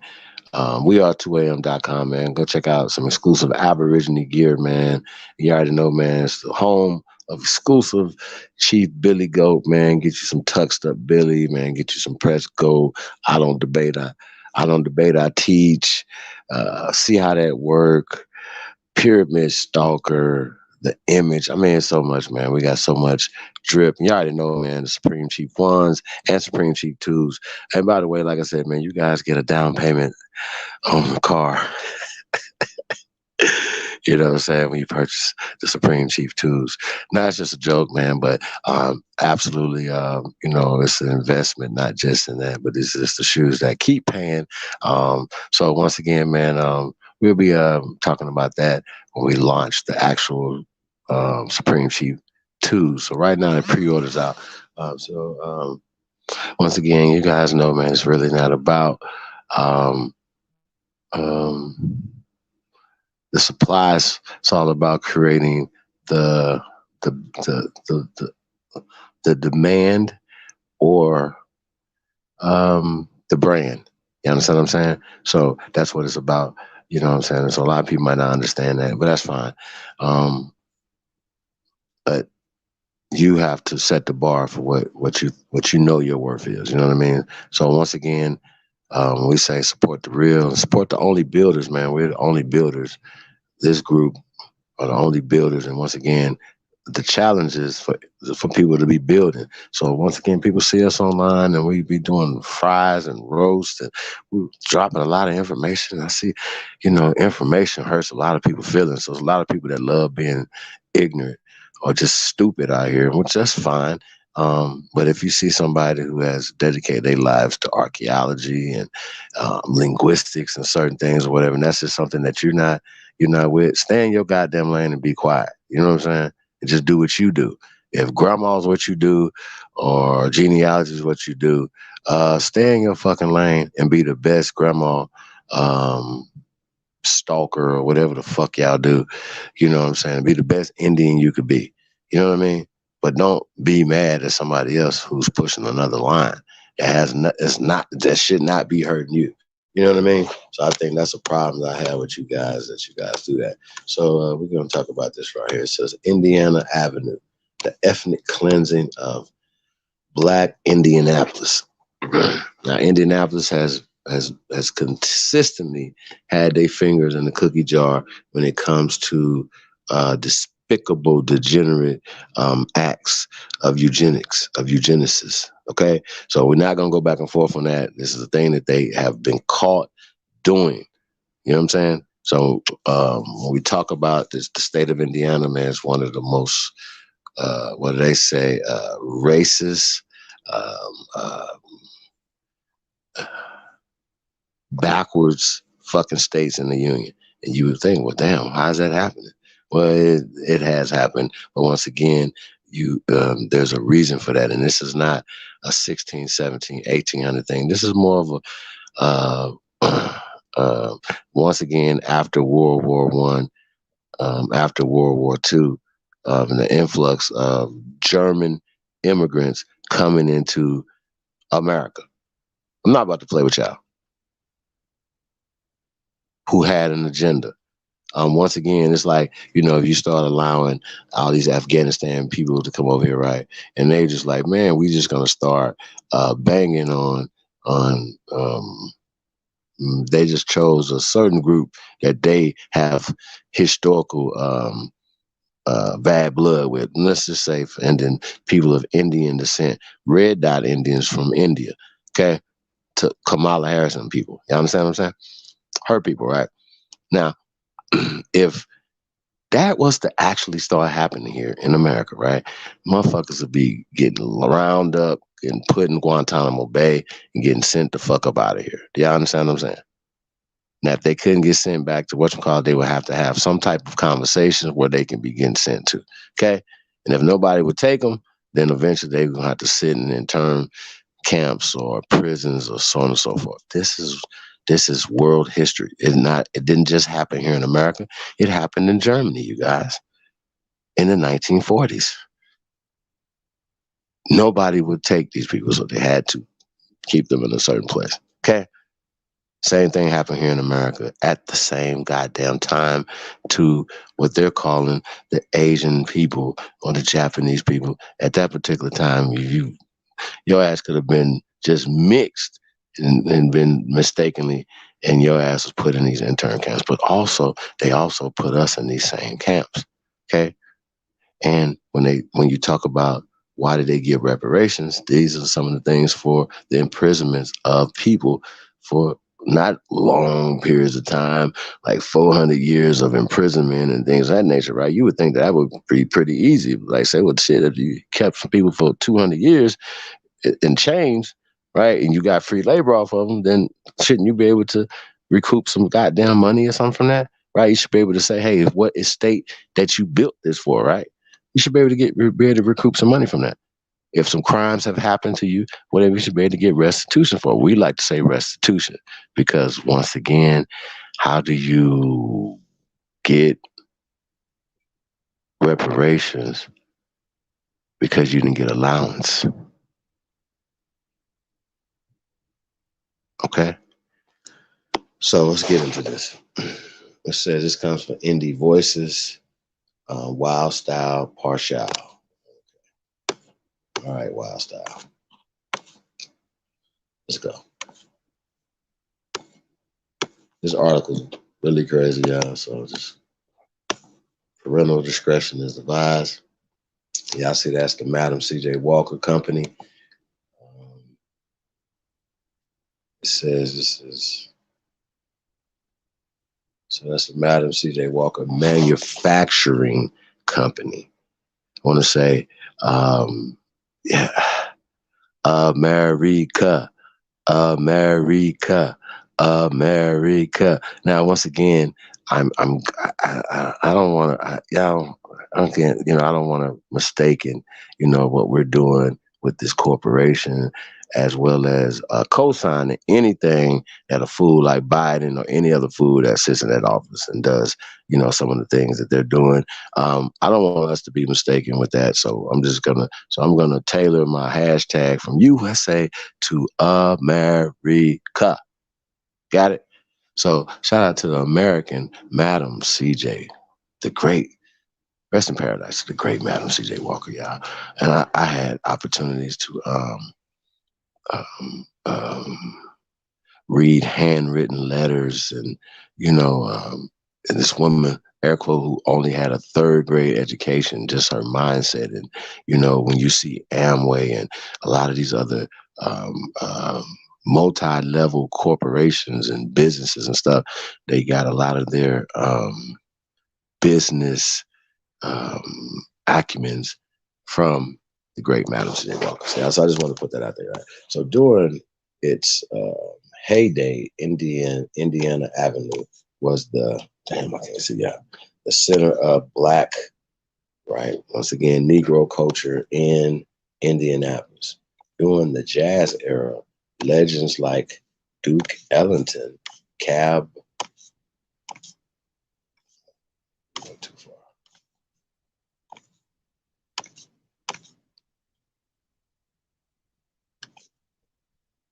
Yeah, you gotta. Okay, here we go. It says Cab Calloway,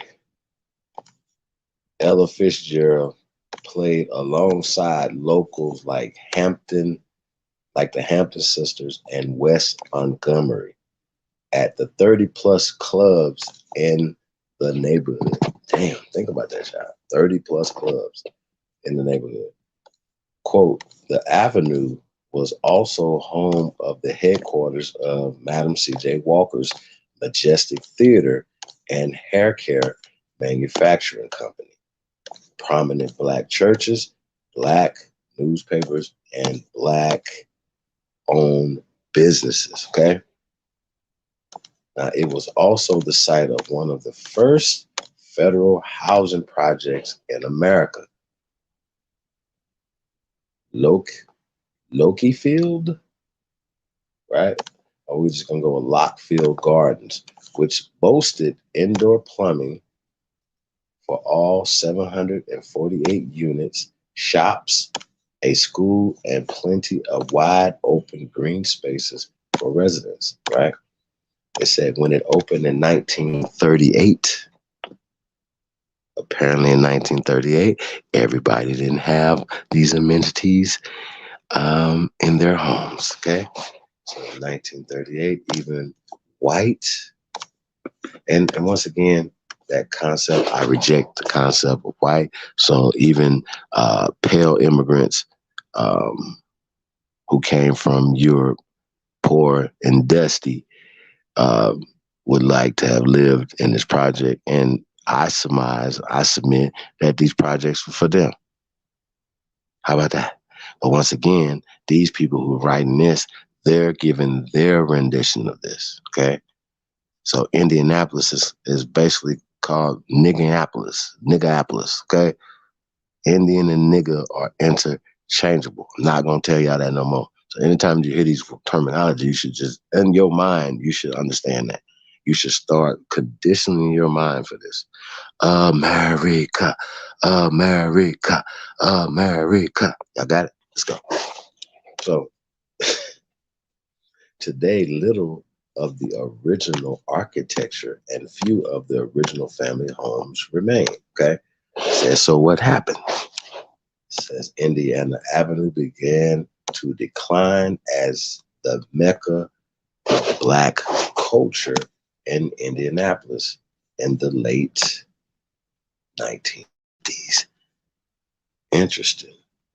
When racial equality improved and blacks started moving to white neighborhoods. Now, that seems pretty interesting right there, you guys. They said once they got, equality, they could start moving into, air quote, white neighborhoods instead of taking care of the neighborhoods that they were in. So let's go. Let's find out what happened. It says variations of the last line are found. Wait. Hold on. What's that? Variations of that last line are found in most narratives, historical markers, and retellings by Indianapolis institutions. And if true, would be refreshing that despite its record on civil rights, right? Indiana was ahead of the curve at one time, right? Bullshit. Unfortunately, the truth about why blacks left Indiana Avenue has nothing to do with integration and greater racial equality and everything to do with racism and the planned ethnic cleansing of over 400 acres of black neighborhoods. Okay. The philosophical, the philosopher,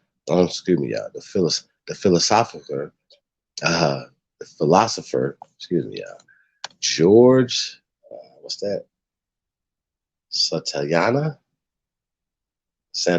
okay, said, quote, those who cannot remember the past are condemned to repeat it. I'm gonna repeat that, child. Those who cannot remember the past are condemned to repeat it. Well, the thing about these guys are the bad thing. I'm not gonna say the good thing about it. The bad thing about it is that we never knew what happened. They created the narrative to create this false inferiority and this false superiority on their part. You understand what I'm saying? It's false. It's false. Right? But when we repeat harmful revisionist retellings of the past, not only do we repeat the same mistakes, we enable future mistakes, right? Today, Indianapolis is a diverse, multi-ethnic city, right, with 30% black population and a total non-white population of 45%, right? The city continues to face extreme economic and health disparities between races. If these issues of equality are to ever be addressed, we need a deeper understanding of what happened in the not so distant past in order to move forward. Now, this is what we tell people all the time. If we don't know what happened in the past, we're not going to be able to address the present and the future, right? Now, this is not too far ago, you know what I mean? And y'all know, y'all been to places and they say, man, they used to have a black business sector here with doctors and lawyers and pharmacies and all this other stuff. Like, wait a minute. What? They had this in this town, you know what I'm saying? But yeah, a lot of these little towns, especially like throughout Indiana and stuff, had these things there. So it's really interesting how integration or desegregation, right, hurt our business sector, our doctors, our lawyers, and the things that they were doing for the community, right? So it's just really interesting how our mindset went away from doing for our own people, you know what I'm saying, and start going and building for general hospitals, you know what I mean? And their churches, their schools, and their everything, you know what I mean? So I just think it's really crazy.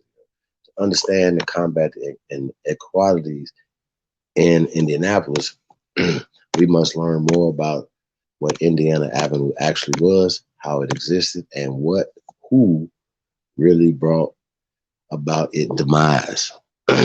Right. Now, once again, if you can answer that question, right, you'll be able to answer that question for hundreds, if not thousands, of cities, settlements, camps, territories that became their cities ultimately, right?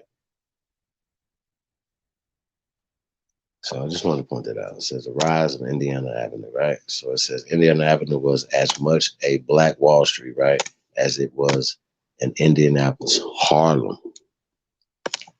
It was both an internationally known center of Black music during the Jazz Age and a regional center of Black commerce and entrepreneurship, right? It's in the crossroads of America, close to the Mississippi River. You understand what I'm saying? So definitely a great area to be trading. You understand what I'm saying? So of course it was like they call it the crossroads of America. They absolutely call it that, right? So technically Indiana Avenue is just one of 4 diagonal streets radiating from the center of the town, right? Of town, center of town, right? But it was way more than just an avenue. Symbolically and culturally, it was an organism, right?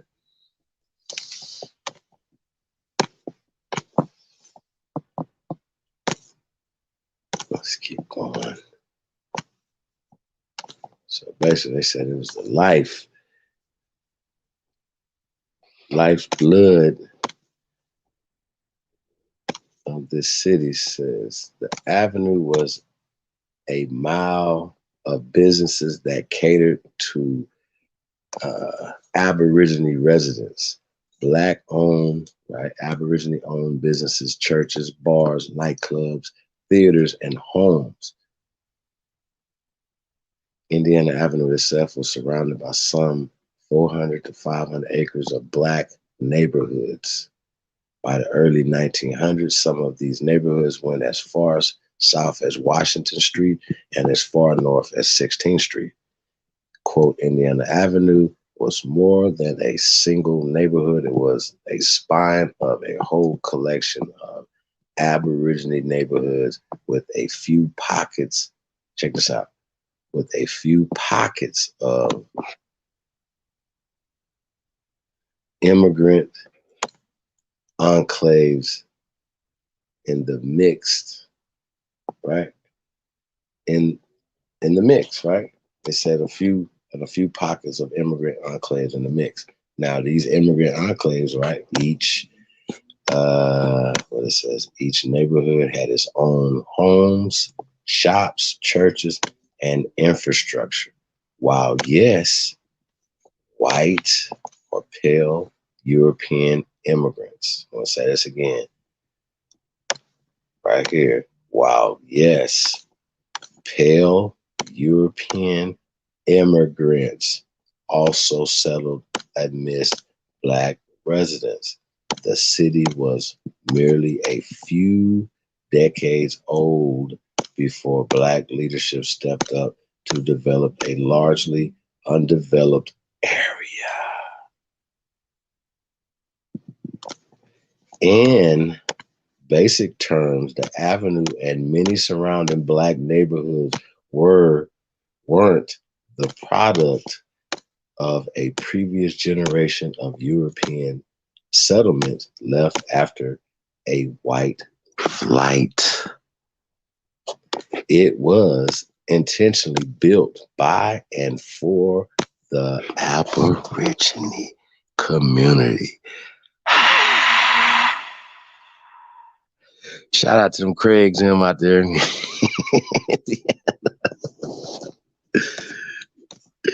Yeah. So it says Indiana 20th century story is not one of civil rights and of racial equity, right? Equity, my bad, y'all.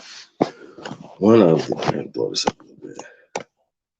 the last lynchings in America happened in Marion, Indiana. I happened to be touring years ago, right? I can't remember the year offhand, right? But it was definitely, let's just say the early 2000s, right? And I had never been to Marion, Indiana, right? Went to Marion, Indiana to work with this guy that was out there, and you know, sliding through, right, to see these people, man. And they had took me to this place called, everybody know about, is they ever been to Marion, Indiana? Penguin Pinnacle, Penguin Point. It's like a little burger place, right? And, you know, to me, it was like, you know, it was like penguin meat. For some odd reason, I don't know why. I was just thinking like I must have been super high, yeah. Whatever. Anyway, Penguin Pinnacle. A lot of people came through, bro, to see us, man. But they was treating us like we were free slaves, yo. It was really weird, the mentality of the people, the Aborigines that lived in, you know, Marion. They still had the slave mentality, so to speak, y'all. And I don't know if you guys have met people like this or whatever, but they really wanted to come through and touch us. Like, oh, you guys are free. How are you guys free? Who told you y'all could be free? You know what I mean? And I just didn't understand that.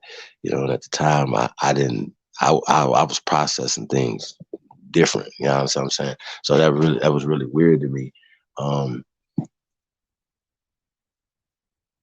That this town, the people, but the oppression was real. Similar when I was in Cincinnati, the same thing, right? I was reading the newspaper and it was like the front page of the newspaper was covered with nothing but faces of brown people who were murdered. I want to say like in a month's time, you know, just the oppression. It was just so real in some of these cities, you know what I'm saying, that we go through, man.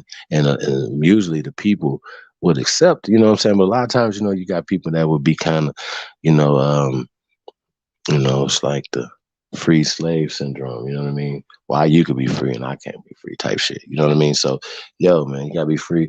You gotta be leery of some of these people who don't want to be free and don't want you to be free. So, yeah.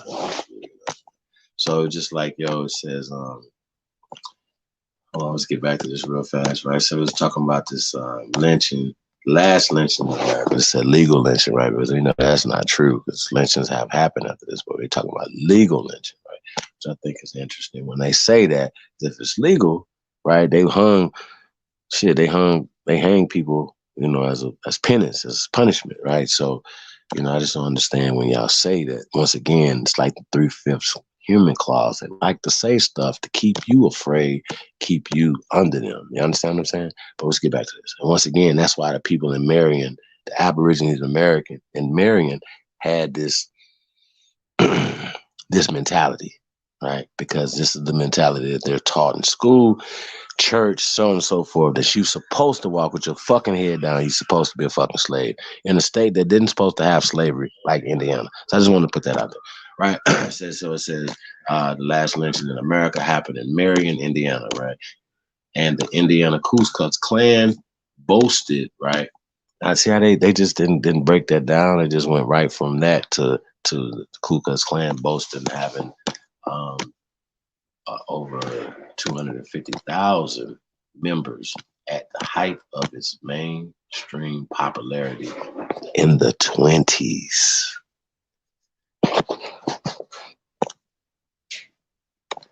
Okay.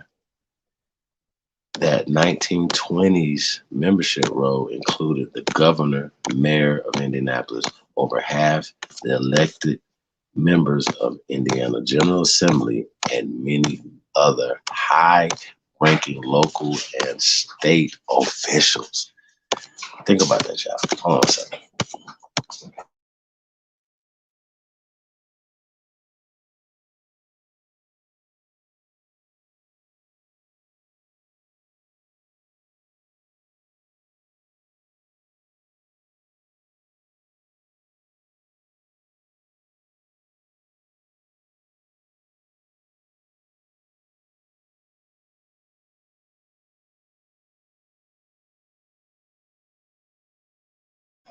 Yo, Lotus. So them spots that area is well they're doing what is called gentrification now, but that was kind of more like the inner city, ran down, you already know, man, homeless, crackheads, violence, all that type of shit, you know, low income sort of stuff. So they really ran down, sort of like, you know, a lot of the air quote black areas around in a lot of major cities, you know, in Indianapolis, like one of the 16th largest, you know, city in America. So around that area, right?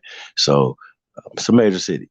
And, once again, most major cities were, I'm not going to say, well, let's just say, a lot of the cities were taken over in this fashion when these people took over like the governor, the mayor, right? Think about it.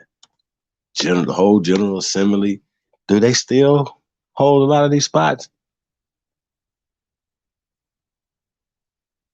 Meaching them and Pelosi and all these people, they still in these spots right now, man. And we allow them to be in there for long periods of time and continue to push these archaic, so barbaric mindset that they're pushing, un-American mindset as well. Once again, America is not a slave colony. This is a place for freedom. This is a place for redemption. This is a place where people came and a lot of immigrants have came here and made better lives for themselves and their people. They even turned third world countries into thriving countries. So let's don't play around. That's the power of America and American ingenuity, as well as our ancestors, as well as us. So let's pat yourself on the back, because once again, we are descendants of the greatest people in world history. Motherfuckers could go anywhere else. They didn't go there. They came here. Okay. So be clear. So there's plenty of other countries for people to go to, but instead they coming to America. So let's be clear. They're not going to all these other places. They're coming to America. Why? Because America is the greatest. America. I get it. That's what we do. Shout out to everybody, man. Let's get back to this. Just gonna skip over this. So they just talking about, man, how these people, but when we talk about this, I said this before. So just 100 years ago, these people put it together, right? And they put their people in positions of power. Mayors, governors, General Assembly members, so on and so forth. Y'all get the picture, right? And by doing this, right, I don't know if you guys ever seen this joint called Pinky Blinders, or just, when you look into the mob and how they used to have to try to, manipulate judges, manipulate elected officials to, what I'm saying? Why are you manipulating elected officials? Oh, because you want laws and things changed, right? So you could ultimately be legitimate. That's what these people have done. Took a little crime, murder and things like that, stealing and all the things they have done, lying, stealing, cheating, all the things they have done to us to get into this position, right? But it put them in a position of power. And power only concedes to power. Okay. Sue says, so it should be no surprise that the Indiana Avenue's earliest days, blacks and immigrants were largely left alone on the avenue because the central canal bisecting the area was known to carry malaria. Interesting. Still, the area thrived. The first known black-owned businesses opened up on the avenue in 1865. By 1870, 974 blacks, about 1/3 of the city's black population, called it home, right? By 1873, black police officers and firefighters were being hired by the city to keep the avenue. Now, once again, y'all, I don't know if you guys know, Indianapolis is Indiana. It's a pale city, man. You know what I mean? Mike Pence was just the governor before he was the mayor. The vice president there. So you guys get the picture, right? So very, very. Once it was called the Klan capital of still called the Klan capital of the world. It's a lot of,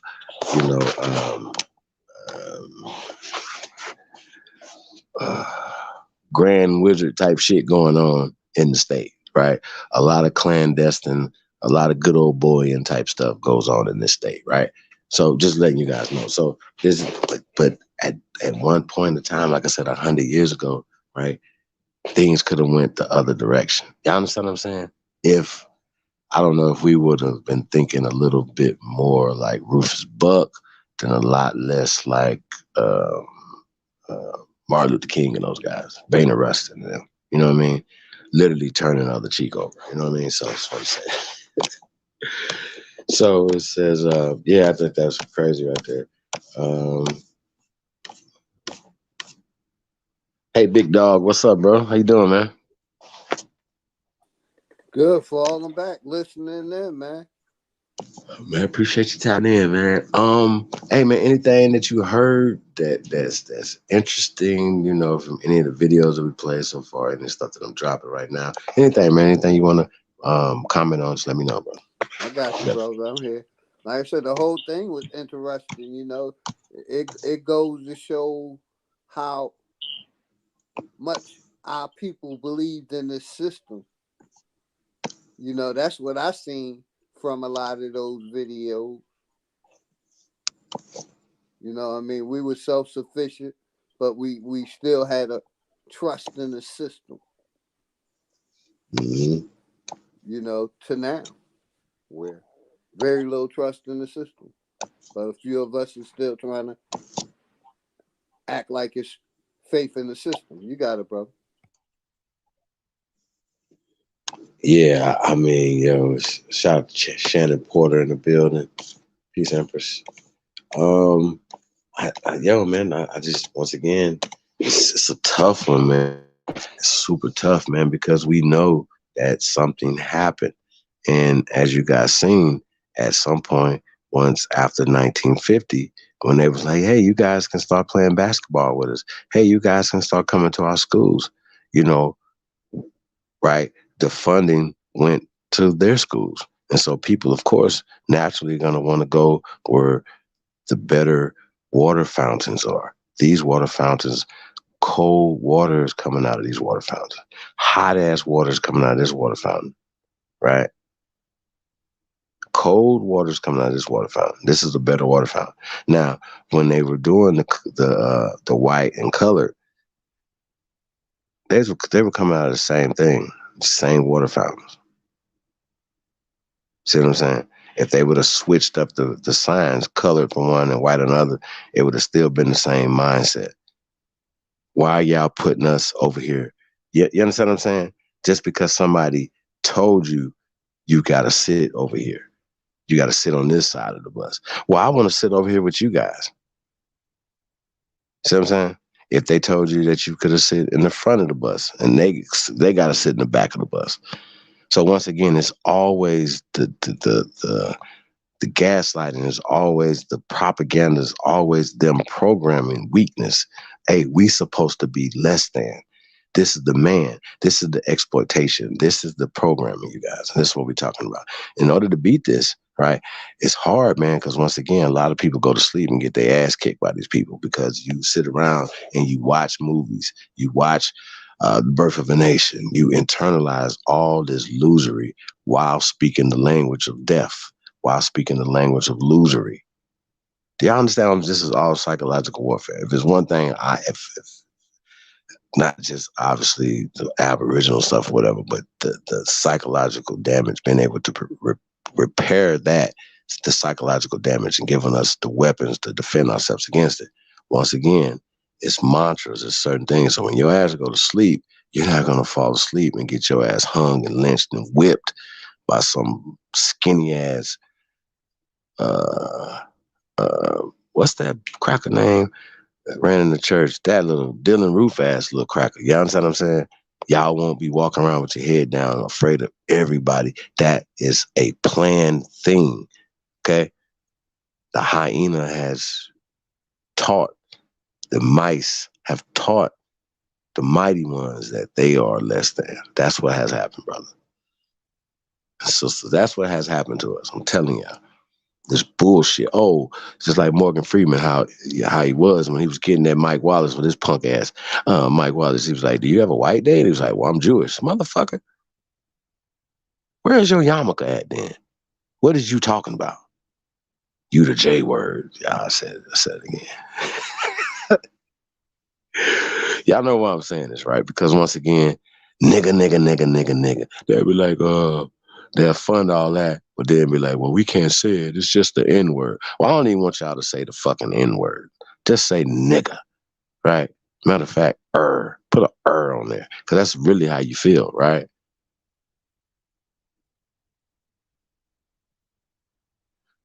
So that's where I'm at with it, man. I'm gonna say peace to the guys, man. Peace to everybody tapped in, man. We definitely appreciate you guys.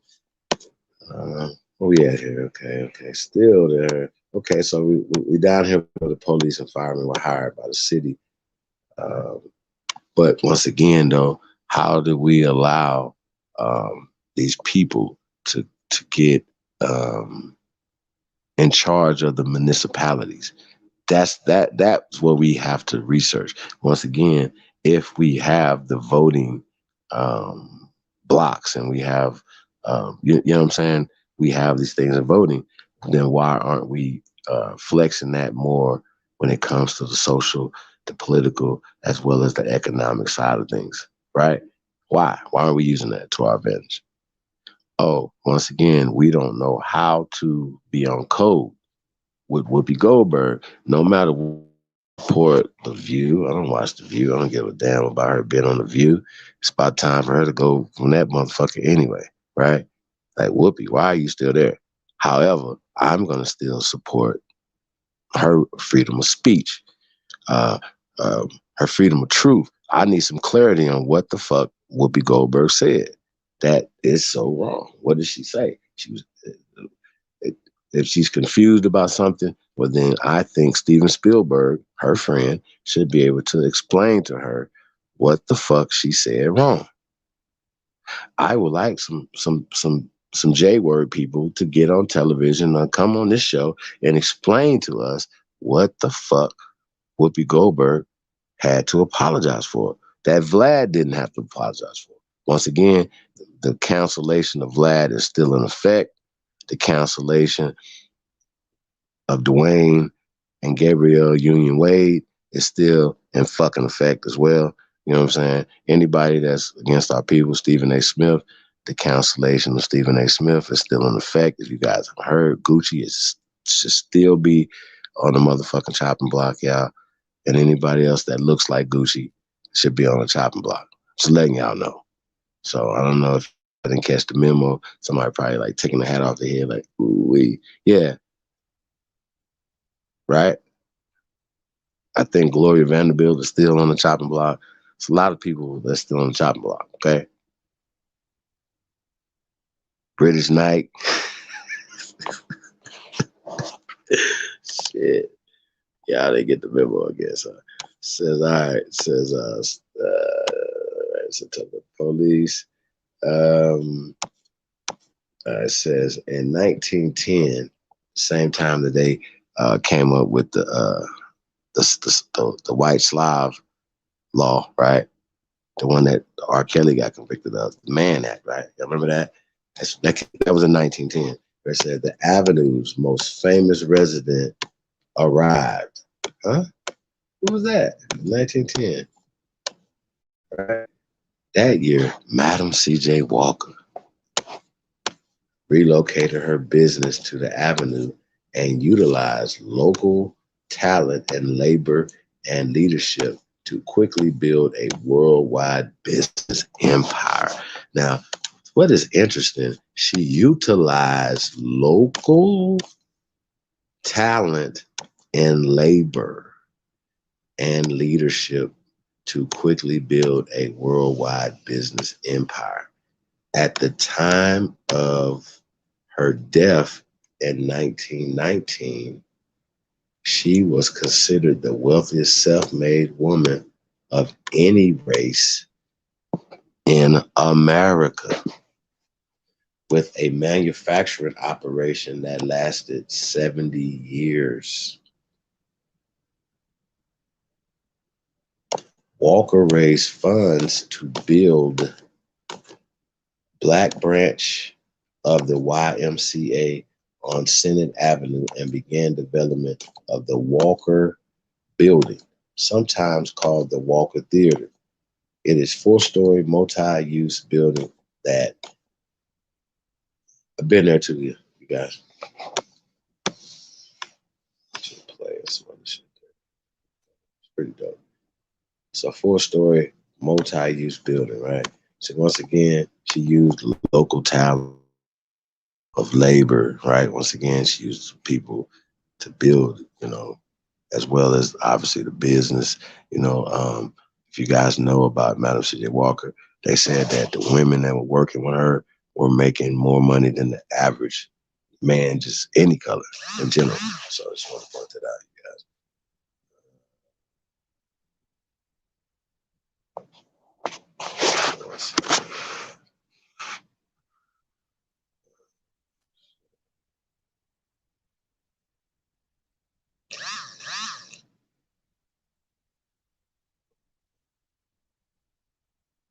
What happened? What you got? Nah, man, don't do it to me. Don't tell me. Don't do it. Don't do it. I see. They making this. No, don't tell me it's a remake of it. I gotta see the shot. Hold on a second. Don't do it. Say it ain't so.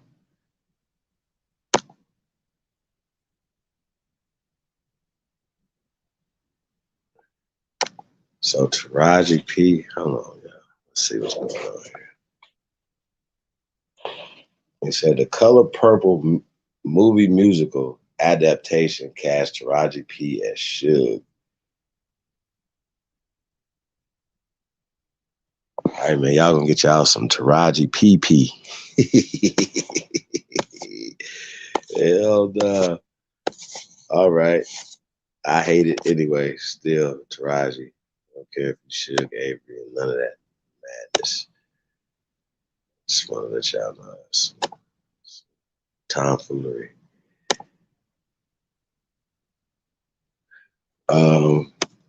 Yeah. I still think the color purple is absolutely one of the worst things ever happened to humanity. Just like I know. Come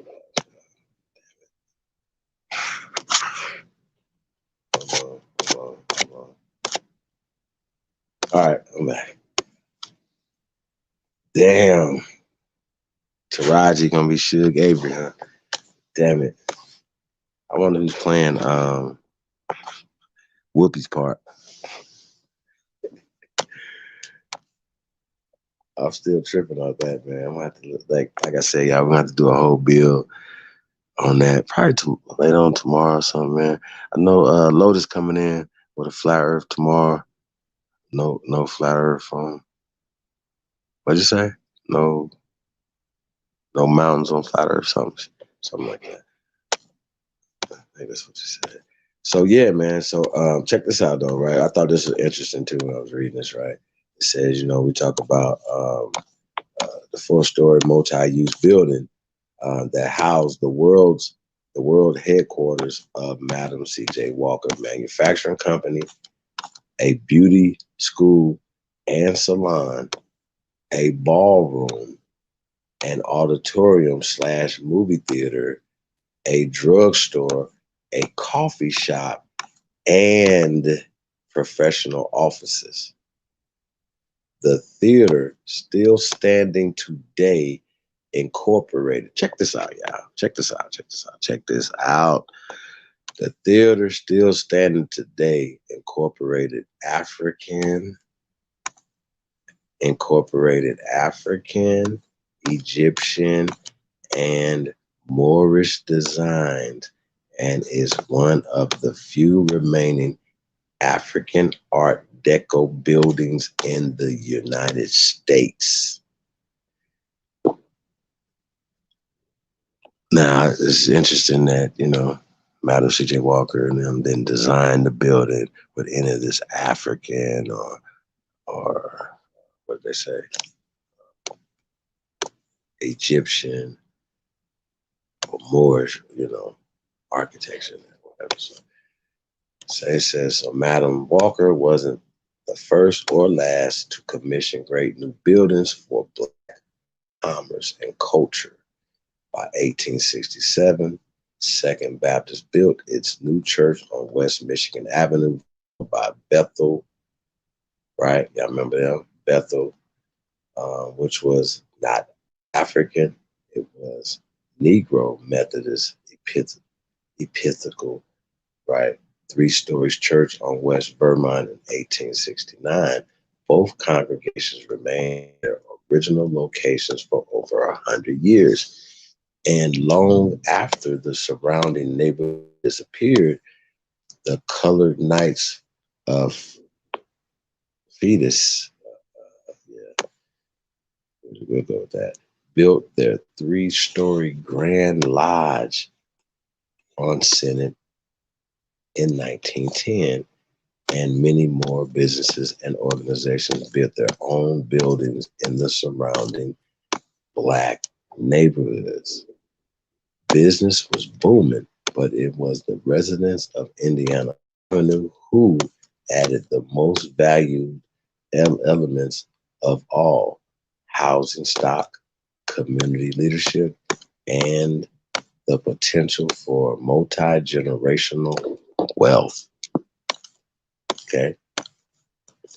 The Black community contributed mightily to the economy of Indianapolis, even if they, check this out, weren't all wealthy enough to leave behind a building as their legacy. There were many white, right, owned, which once again, they've already pointed out, just want to point this out, that the whites wasn't there originally. They are immigrants from Europe. I just had to point that out. Okay, just want to point that out. That said, own manufacturing enterprises in and around the Indiana Avenue neighborhoods, right? That made use of cheap, once again, of cheap Black labor. But why would they hire us if they needed jobs?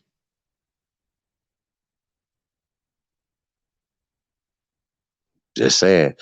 Once they came off the boats of an Ellis Island, they was dusty, poor with fleas, did not have a pot to piss in. So why would they? There was no minimum wage. So they wasn't like, oh, they're creating a minimum wage law just strictly for us, even though it was to hurt us. You understand what I'm saying? Ultimately, right? Well, it was to hurt our businesses, not hurt us. It wanted to put us into servitude. Now, they said in 1900, 90% of people work for themselves. Now, 90% of people work for them. It's opposite. It has flipped. I just wanted to point that out. Black community contributed. Okay, we talked about that. It says that they took advantage of cheap Black labor. Once again, the Acme Evans 9-story state-of-the-art mill, the largest in Indiana at the time, had a 90% Black workforce. Huh?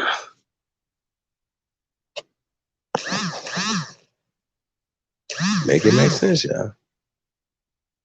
Do y'all think it's just because we just had the cheapest labor? No. Okay. Because we were the majority. It says the Evans workforce is 90% Aborigine.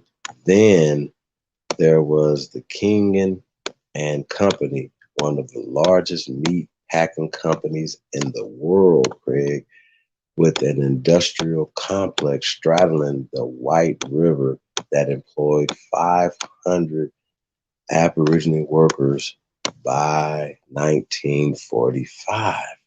According to the 1940 census, my great-grandparents made the modern equivalent of less than $15,000 a year with a family to support.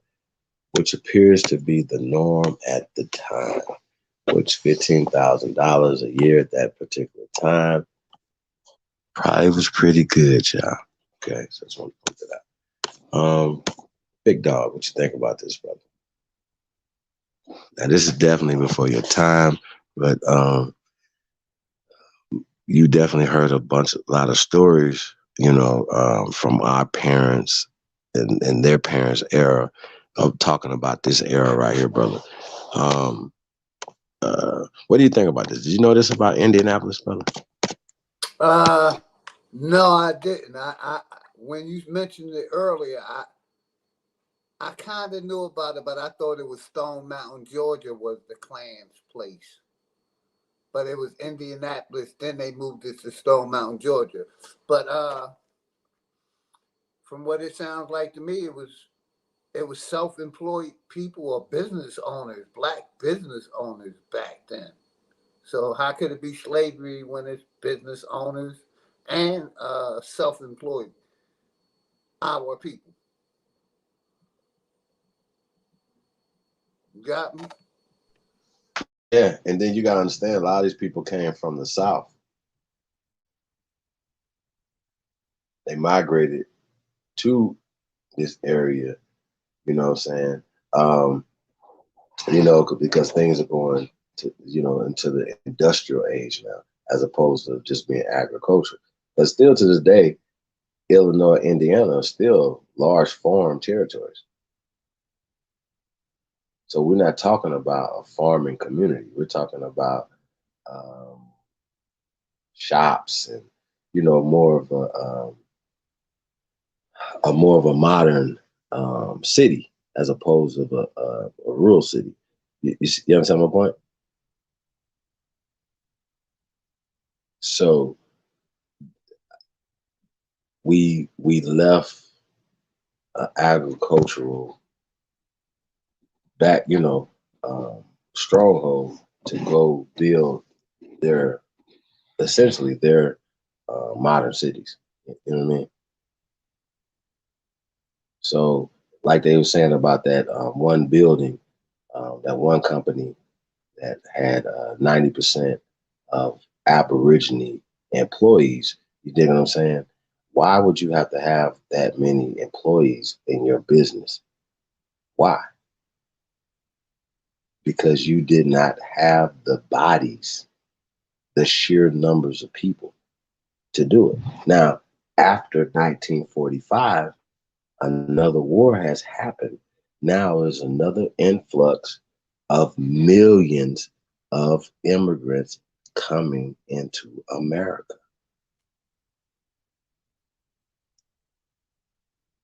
I have to understand this. These people came here and started to do what people do when they are creating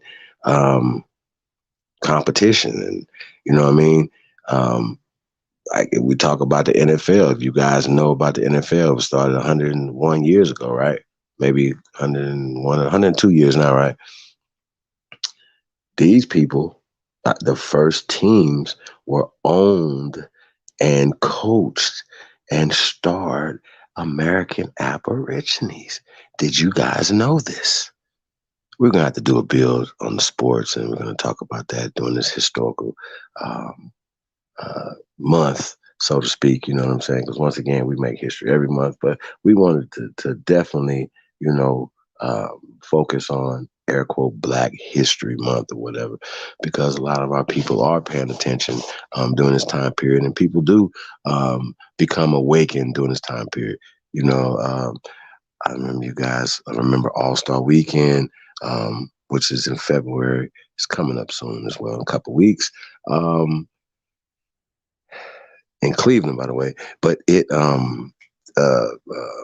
your boy Isaiah Thomas, we're going to pull that video if you guys ever seen that. Isaiah Thomas saying, "We've been here." I'm going to find that for you and send it to you. But anyway, I like showing that or whatever, because once again, Chris Webber, Isaiah Thomas, Shaquille O'Neal. That means that Shaquille O'Neal, big ass, know that he's from America. He's not an African. You understand what I'm saying?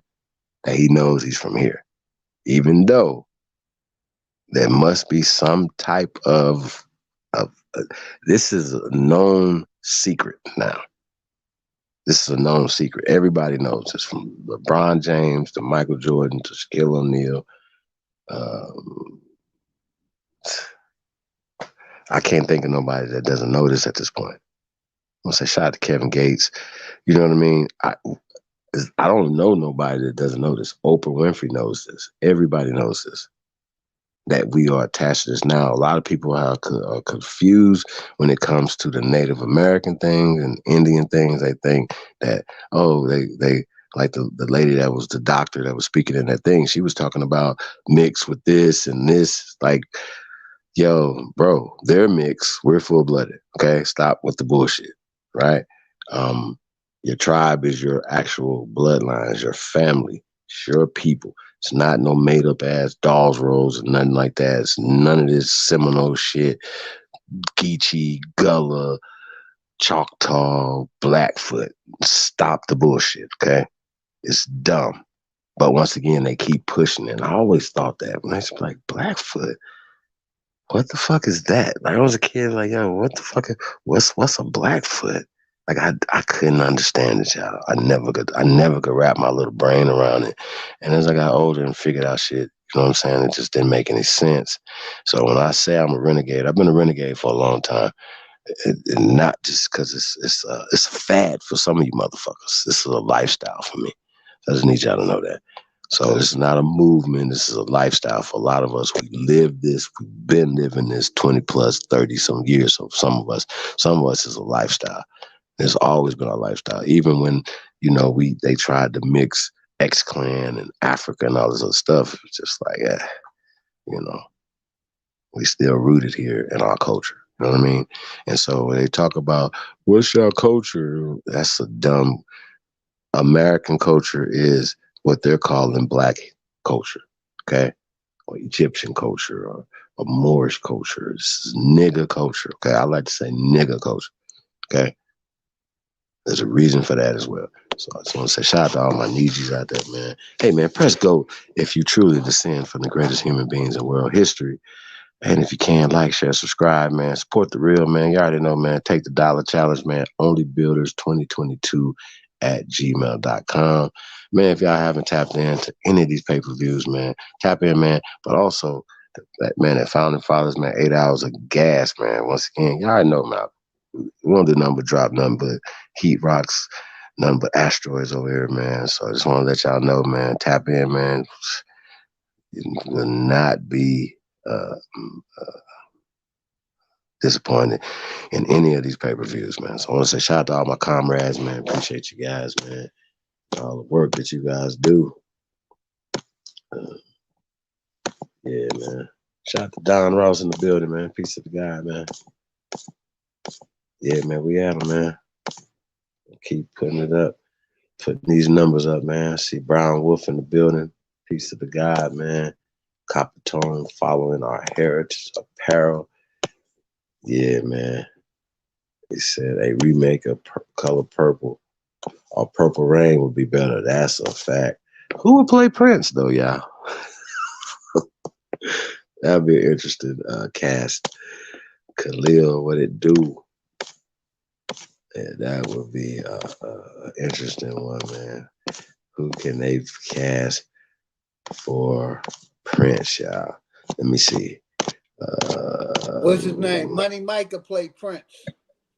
You got Cat Williams playing Prince, bro? Williams, yeah, Cat Williams. I was thinking about Corey Holcomb or somebody. Like, just switch it up on niggas.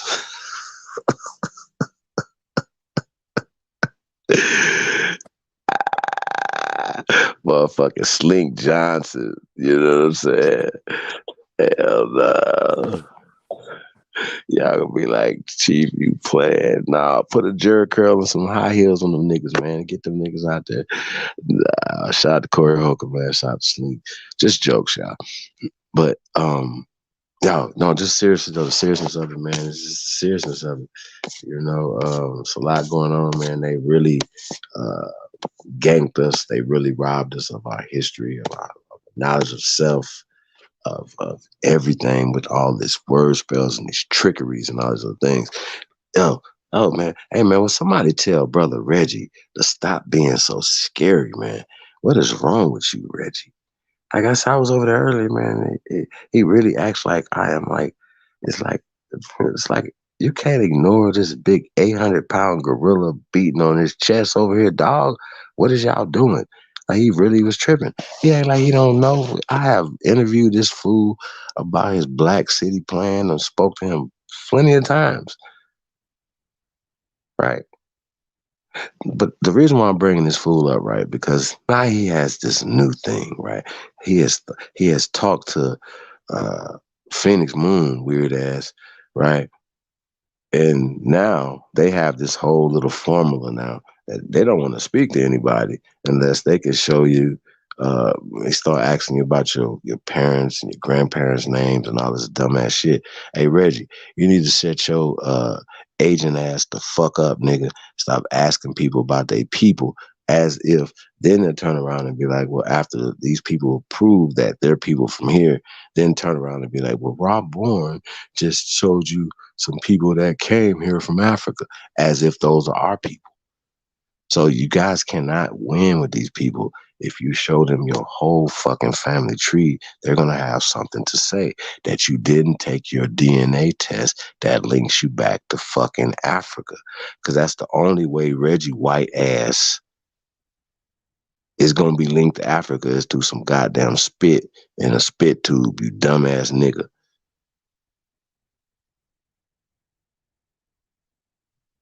You're not smart. You're dumb.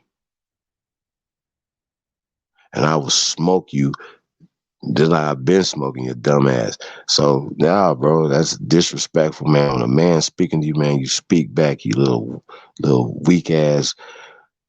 Yo, man, you niggas is weak, bro. Some cowards. That's some coward ass shit, my nigga. Real talk. And I just gotta say that. And there's no man do that, man. No man do that. That's some I don't even want to put that on a female tendency. That's some weak ass rat shit you doing right there, my nigga. And it's intellectually you're an intellectual coward. Tell him I said it if he's not listening. You know what I'm saying? But you niggas is intellectual fucking cowards. I don't debate niggas that's not my equals anyway. First off, nigga. Second off, I wasn't trying to debate you. I was trying to enlighten you with some of the stuff that you were saying is false. You niggas is cowards. And I'm speaking, I'm calling Reggie out for, once again, I don't get nothing out of calling you out other than just you a coward. And I just think that's just some real coward ass shit. And I'm just a nigga that's gonna tell you about yourself, my nigga. Real talk. I don't have to sit down with you, I don't have to do anything. But I think you're a coward when you guys don't want to sit down with a man. They love talking around me and they love bringing up Danielson. You know what I'm saying? Which is really weird to me. That is my student. It's my son. He calls me Pops, okay? So I don't care what the fuck y'all talking about and all the other shit. But what you're not going to do is you're not going to be disrespecting me, Reggie. It's a coward ass. Niggas is cowards. So I'll stand on that and I said it to your face. But you're not African. You niggas you're more pale skinned than African, my nigga. So stop trying to tell us that we Africans. Stop being cowards. And you and Sinetta too. Sinetta, you acting real weird with your bandanas, wearing your little headdress these days. Go ahead and put your goddamn feather in there, dude. Fuck is wrong with y'all, man? These niggas is cowards, bro. So what I say, man. So just letting y'all know, man. Niggas are scared of their own shadow, man.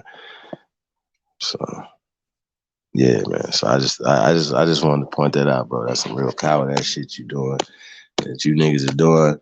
And once again, to say what y'all saying, like, big dog, you know, then they start talking to you, you're gonna start asking you about your grandparents.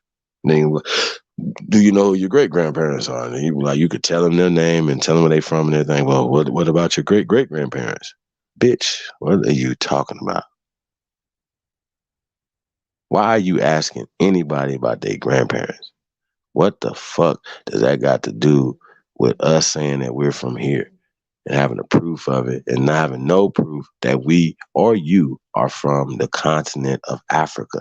In order to be an African, you have to reside in Africa or be from the continent of Africa. Last time I checked, Reggie, you, my friend, will never be able to be an African. Nigga. Ever. Jabari, I don't give a damn how many chiefdoms you buy with your bird ass tribe, nigga. You're never gonna be an African, sir. Now, if you live over there, I take that back. If you live over there, technically, you can become a citizen and you can become an African or whatever. I think that house that he got over there is in Ghana. So I don't know if is he gonna become a citizen and get dual citizenship. You know what I mean? Because you guys can move places and get dual citizenship. You know what I mean? Like, you can live in New York and then half the year you can move to California. Then you could be a Californian and a New Yorker at the same time, right? Same way that your ass can go overseas and petition to become a citizen of somebody else's fucking country. Now, the beautiful part about us, we never had to become Americans, right? If you guys know you have parents that are in the military, or some of you guys have been in the military and you have had children in other countries, did you know it doesn't matter? Your child is an American by birth. America. America. Y'all get it? God bless America. Y'all understand what I'm saying? While your child is in the mother's womb swimming, it is an American. It didn't have to sign. It didn't have to go get a petition. You didn't have to get naturalized. You didn't have to learn nothing. You didn't have to go take a test. That baby is natural. That baby could have been born on the moon. You hear me? That baby is still gonna be an American. Y'all see how this work? See how that work? You never had to become an American. However, right, just like anybody else, if you have a home birth and you don't take your child down there and get registered and then it's just not in the system. That doesn't make your child not be an American. Once again, we cannot be deported. This is our homeland. This is our mother. This is our great and great grandfather's homeland. Do y'all not understand what we're saying? This is our land. They're tricking us. They was not here. Okay? They wasn't here. So they're rewriting history and they're tricking us. Okay?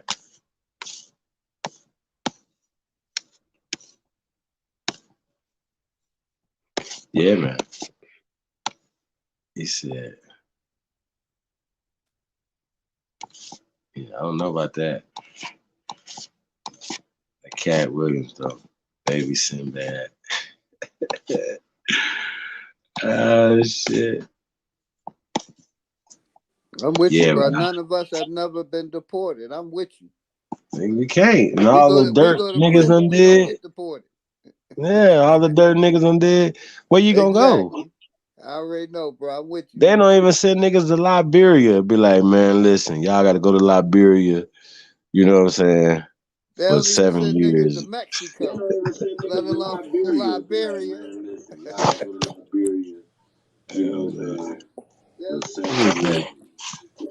Who's that hiker in the building? Peace to What's the God, good, man. brother? How you doing?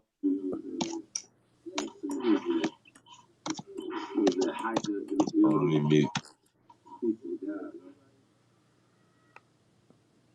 Yeah, salute to the platform. Yeah, Philly, I was trying to get some information from y'all, man. Like I said, I'm just learning how to do all this computer stuff, man. I'm just took myself off a couple of these platforms to make sure I start coming with some information to branch on. Because right now, my vocabulary, I think, is more beautiful than a lot of people that I've been, hearing. I see all these coward ass people that I've been here, let these people do what they want. Relationships and everything are being destroyed. Families are being destroyed due to the things that they started throwing on television. So many people are saying they're not part of it, but they started coming on these platforms sharing and rah-rahing, and once they get off, they go behind our backs and they do some dirt shit.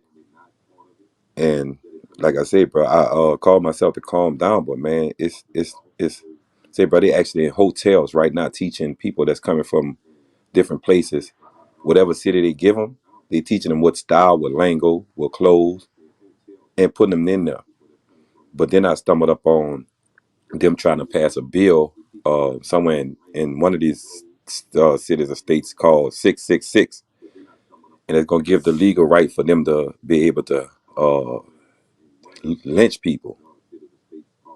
They trying to pass this bill. I forgot the nigga who trying to pass this shit, but they got the bill called 666 talking about they give legalization of hang people of color. And I don't know how far this bill is in out the door, but I'm trying to figure out, if y'all heard of anything, if y'all did, man, try and put the community on this here, because once they lose here, man, I say these coward ass niggas that's out here going against this information is really getting, it got me fucked up, bro. I can't just keep going helping these niggas out going on these platforms and listen to these clowns talking about, well, we gonna be friends with this one or that one, this and this and that color. Man, fuck you, nigga. Everybody's saying fuck us. So I'm saying fuck you until you come into the community and understand whatever you want, nigga, bring it, bitch, because that's all the fuck I'm seeing right now. I don't see nothing else, you heard me?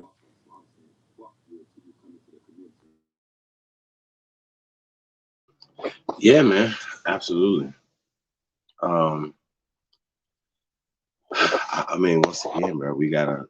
I think the weapon that we have, truth, right, justice, peace, war, everything, bro, is undefeatable. Like we can't do, bro. It ain't no loss, ain't nothing. They always coming with some dumbass shit, and they'll just be like, "Yo, are you serious?" They act like that they can tell us about a eugenic plot or make the theory of evolution or the outer Africa hypotheses or 0.00001, right? All they like make it a fact, right? You cannot tell me that you're reading a genealogical DNA test, right? And you're going with the numbers that you're reading, okay?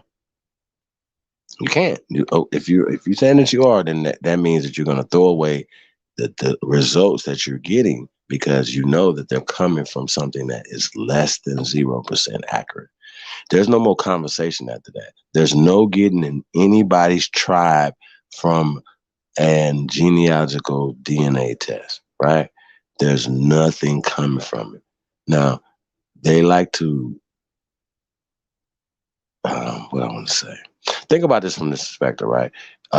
If something is sitting outside and is exposed to other organic matter, that is called contamination, okay? That means that you're going to have a contamination of a lot of other animals. And as you guys know, right, if you have a contamination of other animals, like say a dog, you can get a reading from a dog that says that you're Native American. See how that work? But Native American is a part of a social construct. Pretty soon, people are going to swab their cheek, right, that are identified as African American. And guess what your DNA is going to come back to? African American. They're gonna be like, you're 100% African American. And then you know what these fools are gonna say? See right here, it says it. I'm 100% African American from a test that's less than 0% accurate. Do y'all understand the problem that we have here? So you have 100% reading from a less than 0% test. Now, if I don't know about y'all, but we shouldn't be talking to retarded people. Not to say there's really people that have special needs and stuff like that, and really, right? That's a real thing. We're not talking about it. We're just talking about retarded in a disrespectful sense. For people that don't that follow that, that's stupid. Stupid. Okay. Could you guys imagine if you were literally fighting on that side of this conversation, and then you're coming here like Taz did, like Lex, and say, "Hey, we're black men. But yeah, we know it's a social construct, but we're still black men. Yeah, we know it's weak and it doesn't give us power, but we're still black men. Yeah, we're from Africa, but we know that Berbers and all this other stuff and these things and these are social constructs and this is not indigenous to Africa, but we still Africans, black men, slaves from Kuntam. Like, come on, bro. Like, it's this goddamn. But True said something that makes sense to me. Like, bro, it's almost time out to be trying to talk to people to let them know who we are. But we do need to be putting cease and desist on everybody. And I mean, like, we're going to have to start putting the cease and desist on y'all. Stop calling us black African slaves. That's a problem.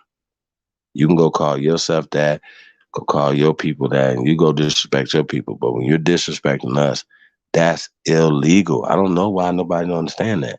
Stop calling yourself black, right? And stop calling these people pale skin, or stop calling them whites. Okay, please. I'm just saying, Chief, if you believe in Yes, their sir. history, you believe in their science, you definitely believe in their medicine. And you believe in all the rest of this shit. Like, come on, man. Our people believe in all they shit and don't believe in them fucking selves. That's why I say half of these niggas that come on, they jab the fuck up. Cause they believe in the history, the science. So you gotta believe the medicine. You know what I mean? And that's real. You can't say you believe in 2 out of 3. You fighting for hell about the history and all the other bullshit, and gonna tell me you ain't consumed by their medicine also. And their medicine is giving us disabilities and mental illnesses that our people don't want to talk about from the side effects of them. It's like, wow, you believe in the history, so you definitely believe in the medicine. You got it. I mean, it's be interesting some of the stuff that they cherry pick that they don't like, and some of the stuff that they do like. So it's always interesting the ones that love the out of Africa hypotheses, right? As a fact, but then turn around and be like they don't believe in the theory of evolution as being a fact. I'm like, well, neither of them are facts, neither of them are laws, but they have scientific facts. Exactly. But this scientific hypothesis or a scientific theory is not a scientific law or fact, bro. Like, why are y'all debating this? See, and that's why I would never get into debate with nobody that is debating theories, because anything that comes out of their theory mouth is pseudo. My bad. Like a Straight motherfucker around here bullshit. calling people black Europeans. Right. If you calling people black Europeans, that's pseudo and racist and eugenic. Right. You might as well go drink out of a black only or a Negro only or colored fucking water fountain. Dumbass. Fact. Well, you should do that. That's what you should do, because you're pushing the same agenda. You the nigga that will go right now. If somebody put a sign up, it's, oh, I should do that. It should be like a great experimentation, right? To see what the people would do, right? I believe that the pale skins will raise more hell than niggas would at this point. You understand what I'm saying? See, once again, we have to understand where, like, people say in football, right? You're looking as a running back or something, you're looking for light to exploit the hole. You know what I mean? And some people, it's about vision. Some running backs might not be as talented physically than others, but they have better vision and they can see those holes to hit. We got to know fucking holes to hit. Niggas be like, we still pushing black power, black power. No, nigga, you're literally saying white power, white power. You're literally pushing their shit. You're literally doing what Tariq Nasheed do. The dominant society is fucking all of us. You They weak won't kiss niggas. ass. Them niggas won't kiss ass, Yeah, man. Them niggas don't know they how it love is. kissing ass. Them niggas don't know how Love, it is. love, love. Them They niggas, ass peckers, man. Right. Them niggas don't understand how it is. Them niggas ain't never been in no tough place, in no fucking jail, in them handcuffs with niggas raising your fucking arm to the back of your neck. Niggas ain't never seen that type of shit. You hear me? Niggas ain't never seen that. Yes, sir. We got to go through all this pussy shit for a fucking whole indoctrination. They put a blueprint in your face. You feel like because you done went to their college or their school, you got most hard heel shoes on. Your education supersede over niggas who didn't go. Now you want to still represent that fucking colonized shit and don't understand that the fucking facts is in your face. The place is shut down, dumbass nigga. All these fucking pastors are running. Scary motherfuckers. All I'm running. I don't give a fuck what community leader talking about. I'm the best. I'm the best. Nigga, you ain't shit. You fake motherfucker. I don't give a how many commercials you put on TV with these kids. I don't give a fuck how many ice cream, Best Buy, Toys R Us, Target, anything you put on that bitch. You're a lying motherfucker. All y'all. Judges, lawyers, fake DAs, fake police, all you bitches. You bitches lying. It's time to fucking tell the truth or step your puss ass to the side and get steamrolled the fuck over. 2022, if that's the actual year, this motherfucking time and era, bitch.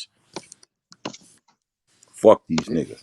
You want to Yeah, talk I'm about with you, respect the brother. ladies, respect the ladies. No, man, they got some of them ladies that's coming on here looking for a bag of money to save their fucking ass, get a bill, and then come out here and go run up on the same niggas. Then they got the niggas on here who run around here who listening to the platform, then turn to tell a girl, say, bro, look, see, this is what I'm telling you. This is what I'm telling you. But at the same time, if somebody would just say, man, wait a minute. How come everybody else is saying the same thing you saying, but these dudes, when they say something, everybody going against them? What the fuck is it? Everything shut down. Your kids are the targets. You are the target. What the fuck we trying to lie to you for? What do I gain out of me being on this platform lying to you about some information I found that's about us? What the fuck do I gain? Please put that in my fucking head. I'm trying to figure this shit out. Out of And, all these, what you say, what Phil? kills me, my brother, is like they passed a bill where they could jab our kids without our permission. But them niggas ain't saying nothing about that. They talking all Right, around about these theories, because all they are theories. You know, right. they But I arguing see, us about the theories, and our kids are getting abused. right. That's what I say. How you supposed to allow yourself to be a fucking grown man with a child? And you tell me you'll fuck me up from disrespecting your family and child, but this man coming to your house telling you I'm ready to poison your whole family and you, nigga. Fuck what you talking about. You either want this check or this shot. What you want? We tell them fuck that everything. Then we gonna make everybody see what the fuck we talking about. Man, they got an army. They gonna blow us up. Man, I don't give a fuck what they talking about, what they'll do, nigga. I don't want to hear nothing about no fear mongering bitch ass nigga. You gonna die anyway. Fuck is these niggas talking about? Exactly. These niggas, oh, Shit, they we gonna do, already they gonna, dead yeah. on paper. Fucking right. So why the fuck you already trying to make us invisible right now with the bullshit you bringing in? And then they sneaking in at nighttime. I seen a couple of studies saying that they sneaking in planes. They going over in Mexico, flying over people in different parts of cities, put them there for the catch up with this labor loss. You see what I'm saying? Making them go in hotels, giving them laptops so they can study what they gonna do. And then they put them in there for like human resources, going up in there putting labor in them motherfucker because they can't catch nobody to come out like us to go get the jobs. You see what I'm saying? And I keep telling everybody, the brown skinned black hair woman, they don't care. They like, oh, I gotta go to work. I gotta go to work. And they go and get that shot just to make sure that job is maintained. And I keep telling them, if you go get that shot, I cannot be around you. I cannot trust you no more. I don't give a fuck who get mad what. I just gotta be. If I gotta be by myself, my nigga, I'm gonna be in that. I'm not going around no fucking body who's taking that fucking shot, that jab, bro. I don't want to trust you, bro. I don't Me give a either, fuck how brother. much you talk. I feel the same way. I I don't give can't a fuck. trust you. You believe everything that you hear on the news. You believe everything the system told you instead of doing a little research. Right? No questions. No questions. Nobody No have a question. question. All they doing is saying, my pastor said that in this Bible, back then my mama said, or my grandma said, my dead great daddy and my great granny. I'm like, lady, you just don't understand what the fuck is you talking about. Why are you talking to me? Please move. I don't talk to stupids. And they Like, say, well, why you talk? hey, Hiker, real quick. Yeah, I was on earlier. I asked the brother, like I said, I'm 56 years old. I have never seen when one of our kids went missing in the hood, the church gather up the people and we Fucking went right. searching for our kids. I have Right. never seen that in my lifetime. Man, I never seen it either. I told you when I used to be doing some wild shit as a kid.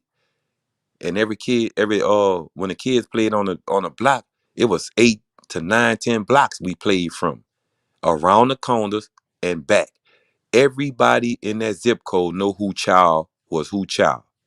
And when we got out of line, one of them neighbors, one of them older women that sat on the porch with his grandma, she'll say, all right, you want to play? And she'll make a phone call. By the time you make it home, your ass is tore up, and all the kids on every block, 9, 10 blocks or whatever around the corner, teasing your ass because they know when you get inside, your ass is tore up. But everybody knew who we were. Nobody didn't let nobody go unaccounted for. Even much when they went to school in the morning and they came home, all the people in the community said they teased each other. Oh, his grades ain't nothing. Miss what you call go, boy, you ain't coming outside. Your mom gonna punish you. You know what I'm saying? Because we looked out for each other. When one kid went missing, you know what I'm saying? Just at the store, at the center, the youth center, anything. They all went around looking for each other. Even the kids participated in going through alleys, under houses, looking for shit. Now, since these agents then took over and claimed that they got the uh college degrees and all these fucking police letters, they're around here saying fuck the kids. And they got the kids on Instagram and these stupid ass chats lying to each other, talking about let the kids be the kids, let the kids be the kids. How you gonna let the kids be the kids when the kids are around monster ass men using kids avatars just to get young girls to come on this motherfucker? You know what I'm saying? How you do that? And then you want to talk about, oh, you men you jealous. How jealous of what, lady? Because get in my feelings. I got to get in my feelings when it's concerning these young brown skinned black hair women. Fuck is you talking about? Oh, the white man got green eyes and pretty hair. Get the fuck out of here. Quit teaching them kids that dumbass shit. You run into the Asian shop and floss out with every fucking hairpiece and whatever you can find and turn around and come out the store and tell everybody, girl, I'm gonna be the shit tonight. After 2, 3 days, you just spent all that money just so you can cry again. It's unacceptable, bro. And if they do it, feel like I say, some dudes ask questions on here just to throw us off or make the energy go to a certain way. Some of them are so smart, real brilliant. But remember, when it come down to the joking or know how to get to the criticism or make somebody irk, they know how to ask them questions. They know how to stop at them stop signs. Right now, they don't give a fuck who's saying what. If these people do declare that the United States National Guards hit the checking points, we got to be checking points. These niggas don't understand. Them niggas done this shit.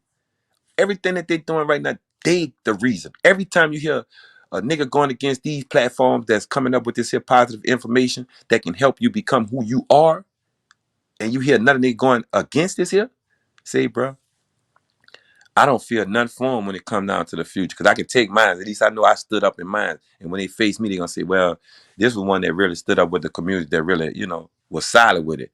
They helped the community. And he really, he bought in. I give him anything. But here, the rest of these motherfuckers, they waiting to see what's going to happen to us just so they can come back and say, well, I was just trying to get this and I was trying, fuck no, nigga, you serious. You niggas are serious. The ladies, all the men, they are fucking serious. And they're using all this information for to try and grab money. Some of them don't even much have the information. They just want to start pages just to keep yapping and yapping and yapping. Just so they can say, oh, I don't like this nigga. I wish this nigga would. It's on my hood. And man, come on, man. Y'all better than that. But nobody want to be better than that. That's why they keep on going with the time wasting, expanding days. And like I said, from the get-go, I said, fuck all that shit. I came on there saying, fuck you, nigga. Fuck all that shit. Because see, right now, at this moment in time, the truth about to come again. 2022 going to be getting out the way, then 3, then 4. And guess who's going to be coming through the door again? That orange hair nigga. Then they going to say, oh, well, no, y'all use the fucking brown skin. Y'all weaponized our women. And now our women don't see nothing but what the fuck they're saying now inside of their heads. Then you turn around and say, you want me to accept every time a child come to me and tell me, what is a man and a man doing hiding in the bathroom kissing? I say, how a man and a man kiss? Them boys be doing it at school. What? So tell me why I'm in school, and the kid tell me, I see on the video, the kid tell me he don't want to be responsible because Dwayne Wade, son, and whatever union slick ass woman there, gonna put this child on TV like that, and now this kid in the thing trying to get naked male pictures, son, in middle school. They think it's funny. The boys think it's funny. So the boy I'm raising, he goes in there and tell him, man, I'm gonna be part of that. He turns around, they push him, he turns around and go in this shit. And he mixed on him, you know what I'm saying? So I go to school, the principal, pale face. I go to discussing shit. He telling me he hurt because of the gay shit that I don't believe in. So I tell him, nigga, how could you call yourself a principal leading children and allowing this here shit conversation to happen? If you didn't resign the day they told you that the rules and regulations was going to change to this here fucking method because everybody want to do what they want to do to some kids, your motherfucking ass you should have fired yourself that day. So I'm gonna tell you like this here, you feel hurt? Motherfucker, I want to hurt you. And then he talking about, well, I said, nah, don't talk to me, son. Come on, get up, kid, let's go. I don't talk to stupids. When you gonna get on receiver, want y'all to call the police. Call them. I will fuck one of y'all up. I don't give a motherfuck what you talking about when it comes to these children. That's the fucking reason I seen that watch Floyd George situation. Everybody just filming. Four police officers on one nigga. Get the fuck out of here. I'd have ran on his ass and I'd have snuck the fuck out that police. The fuck off here, nigga. What's wrong with you, bitch?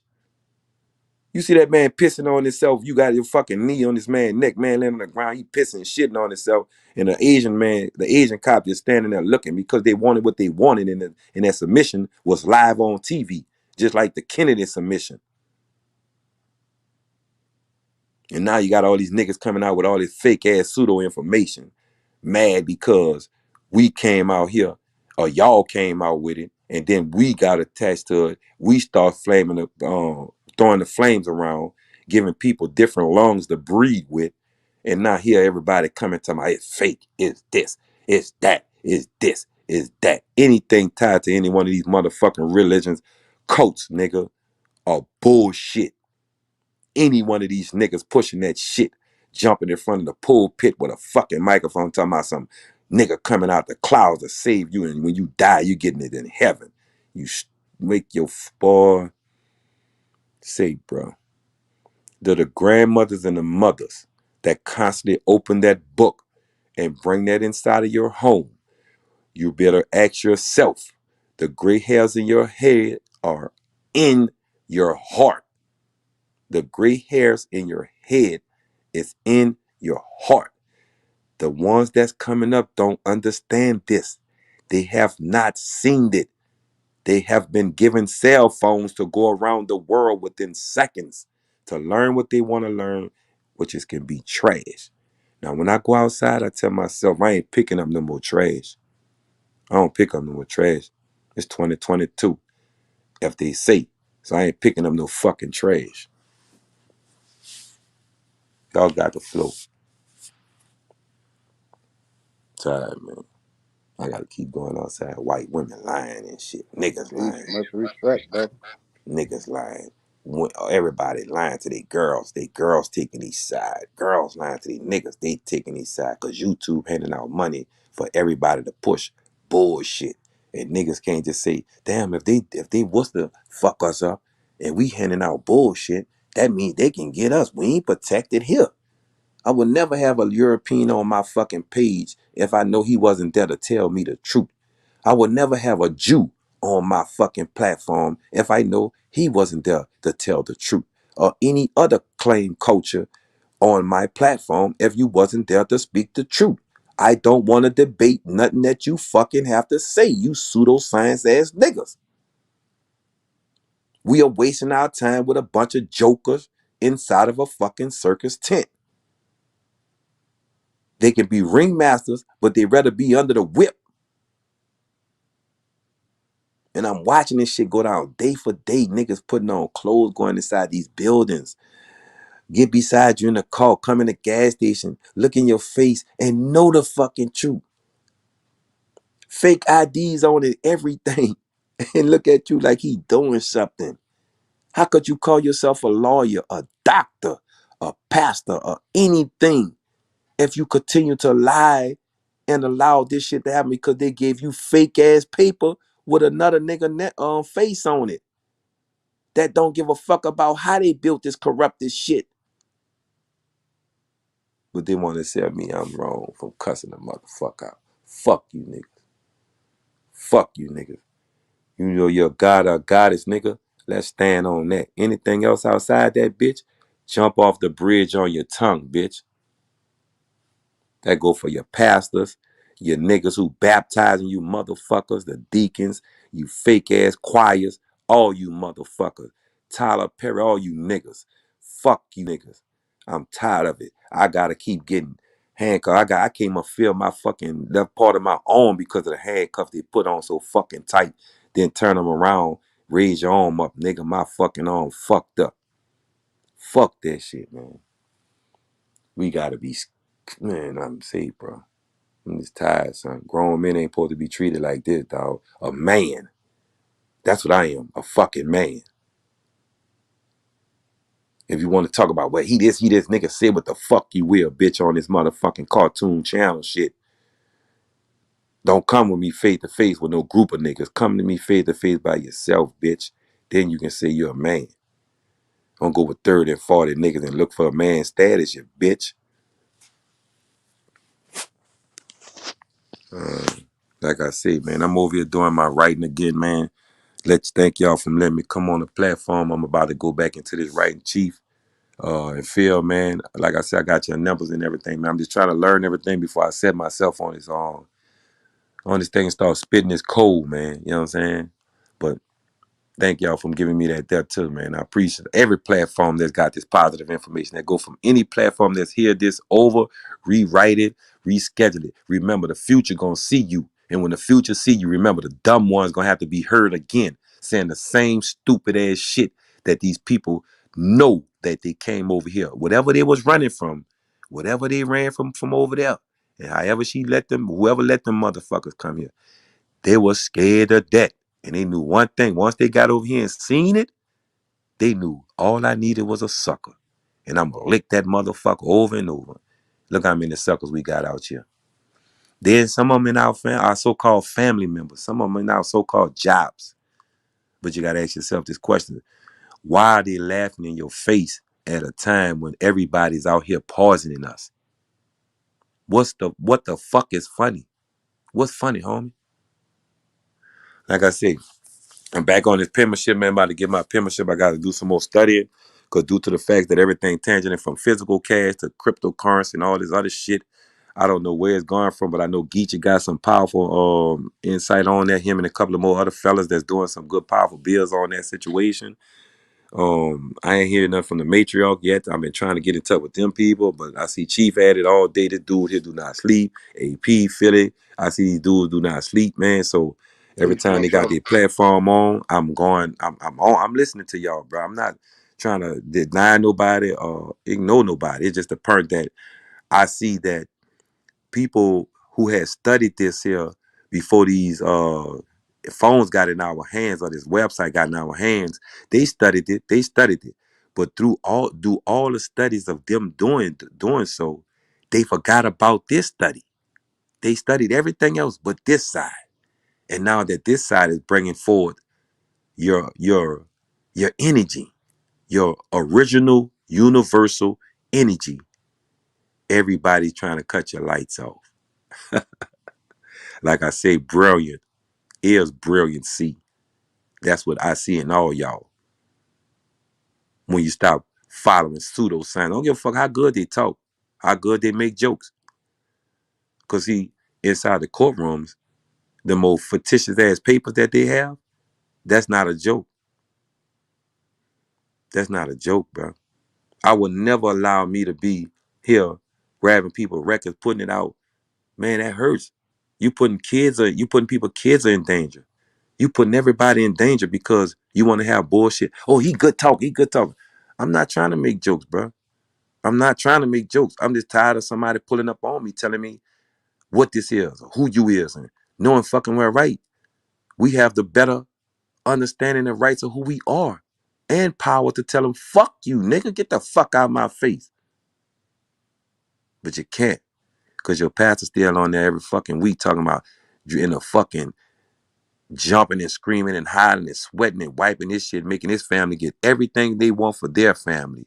But your family still got to go stand in line and beg like a fucking dog with his head down again, crying. Nobody don't care for me. They not gonna care, son. Don't you see it? Every day they wake up, the news media putting us out there bad. They in part of it. They blacking us. They blacking out the sun. They blacking out the sun. Okay, who the sun? All of us. Time for us, man. Like I tell y'all, thank y'all again, Chief and Philly, for letting me come on the platform, man. And, get a little vent out. You hear me? I'm about to get back to this writing, man, because my penmanship is good. I can't let it go to waste. Also, like I said, if you don't know how to change brakes or change filters or do tune up the car, man, hit the dude up, man. Let's learn this shit. You hear me? And I'm doing it for free. I ain't doing it for no motherfucking money. Nigga, I'm gonna show you how to do it so you can maybe you become a millionaire. Can help me out, nigga. Fuck out of here. But right now, like I tell y'all, love y'all community. Man, stand on it. You ain't gotta be out there aggressive with it. Remember, you be quiet when they come around you. Don't say shit. Don't get on here yelling and screaming no more. Just be quiet when they're around you. Watch how they fucked over themselves. You hear me? Watch how they fuck over themselves. You know what I'm talking about? You know what I'm talking about? So I hear that the kid did it talking Yes, about, sir. oh, They're and gonna look what they say.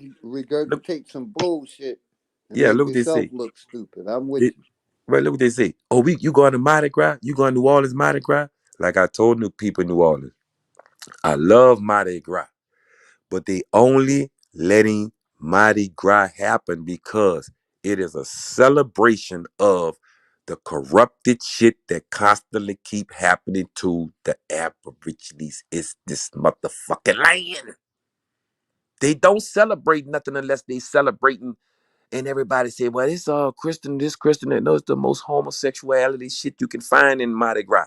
That's why they go down there. Where the masses, you happy now, cry later, laugh now, cry later. But remember, Mardi Gras was created because they used to celebrate. They used to celebrate every time they murdered one of us from going on Canal Street, looking in someone pale face. You know what I'm saying? They used to be the Rex, the Demian, the Bakasan, and now the Zulu parade coming around. And these people of this land want to create a Zulu float, but don't recognize that this is true. You don't want to tell the people how Mardi Gras got started, why Mardi Gras Day is being celebrated for the corruption of jail, incarceration, the murders and the rapes and everything. All that is being celebrated through Mardi Gras. One good fine year of some more fuck over about to happen, and he's celebrating the one that just passed. Go look it up, bro. I love y'all, man. We cannot be fucked with let these people come here, go party because they got this and got that. We want to party too, but we want to party safe. We want to party safe. And we want to go home, be able to help the community where my kids ain't got to hide to go buy a bottle of water. I mean, not buy a bottle of water because that's fucking illegal too.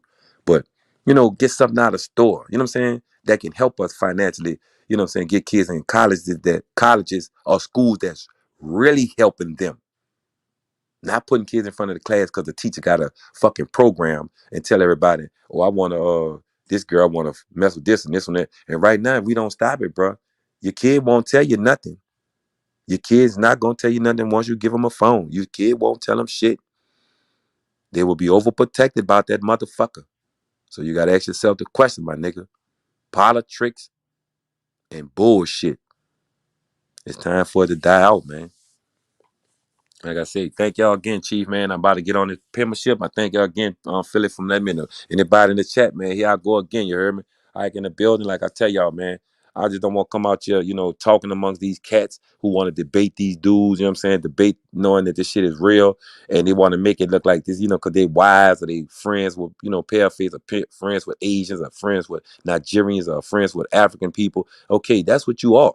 But right at this time in time, my nigga, man, fuck y'all, man. I don't want to hear shit from none of them. Any outside entity niggas talking about, yeah, I'm gonna come on in and this and that. Nigga, say what you will. It's good to talk shit on here about giving us our props and we like what you're doing. But motherfucker, I don't see none of y'all who know y'all got family members inside these politics or this pandemic. I know y'all got family members in them zip codes. Tell them something, nigga. Tell them something. Cause Al Sharpton buying New York and niggas ain't saying nothing about that. How the fuck he become a billionaire? Al Sharpton, a billionaire. Everybody else gets spit on, kicked in the ass, thrown on the street, locked the fuck up. Case after case, these niggas becoming He became billionaire. a billionaire by selling us out. That's Right, how he that's what I'm saying. became the billionaire. Fucking right. And I'm like, who else next? Who else trying to get the billionaire ticket? Who else that's trying to use us to get that billionaire ticket? Because I know if I had a fucking billionaire, if I was a billionaire, nigga, you know how many Aborigines be on this motherfucker? The first 100 mil I got, I'd have kept about like 5 for myself because the rest would have went to everybody who had a platform that wasn't pseudoscience. I'm trying to bury you niggas' conversation. You niggas are a piece of shit. I don't give a fuck who don't like it. All these different platforms, nigga, we been fighting this shit for months and they've been fighting for years, the guys who I'm listening to. And you think they bullshitting? You see these niggas saying they don't give a fuck. Heaven on earth, giving everybody what they want. And now these niggas done put up a fucking college to teach each other how to fuck over the people. And then talking about y'all scary. We this and that. How the fuck we scary when y'all the one taught this shit? But now we coming up at the bowl with the boldness, showing you nigga these 8 balls, and y'all trying to knock them off. You can't suck them off because we don't play the gay shit. So like I say, back at it again, bro. I gotta be raw with it. Fuck these niggas. I'm not hearing shit. And if a woman wanna help them, fuck you too. Back at it. Like I say, man, hope you got your Bible, cause bitch, I got my rifle.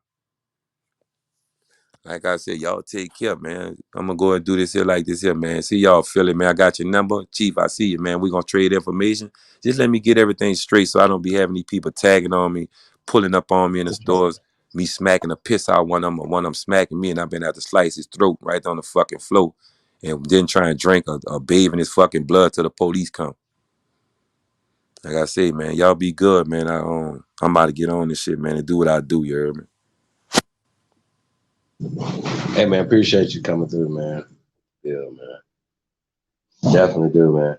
Hey, big dog, Ike, man, you guys want to say some of your last words, man? We're gonna get ready to wind this thing down and Yeah, I'm shut with you, this my brother. down, and You we're know gonna be what I coming want to back say. with Much love to everybody. dope Grand deal. Rising.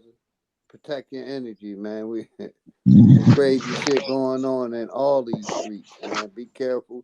Stay dangerous, man. Much love to everybody. Peace. Make sure y'all hit that like button, support the channel. Everybody have a grand one, man. Appreciate you, Chief, for letting me up. Hey man, appreciate you too, big dog, man. Always, man, supporting.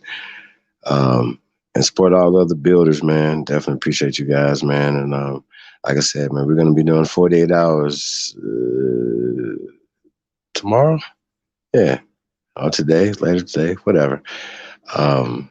So I want to say peace to everybody, and want to you all safe travels in your endeavors and everything you guys got going on, going to work and everything. Is I know they just had a terrible car accident here in Las Vegas a couple of days ago, man, and 9 people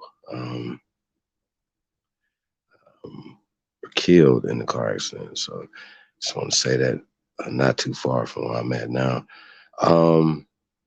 Yeah, man. So y'all be careful out there, man, especially and it wasn't even the weather that, you guys are getting, man. So you guys definitely be careful, man. Travel on these byways and highways. Yeah, man, like I said, we're going to keep dropping information. We got a doubleheader after this. We'll be coming back, throwback with me and Lotus about 2 years ago, man. dropped a bunch of information, man, on Burroughs Cave. We showed a bunch of Olmec, what they call it, Olmec, artifacts here in North America, man. So you guys don't want to miss that. If you guys seen it before, man, trust me, there's going to be some stuff you didn't see before. And in that build, man, so once again, I don't know how many hours it is, man. So for you people that want to have something to do all night, man, we definitely got something for you to do all night. So I want to say appreciate you guys, man. We're going to get up out of here, man. So I don't know if we got a song getting up out of here or we just going to get up out of here, man. But if not, I want to say appreciate you guys, man. And have a great evening. I'll probably see you guys on the chat room on the next one. I'm going to make sure I get everybody, man. I see Maurice Miller in the building, Aboriginal Governess, Suzanne Thompson, Trimmer, Rain Alexander, Callie Love. I appreciate all the love and support, man. Definitely appreciate you guys. It's always accident here, too many different drivers here from other places. Yeah, man, we probably got somebody from every city, every country, definitely every country on the planet, is represented here in Las Vegas. It's definitely the epitome of an international city. Sun Baby in the building. Peace to you, brother.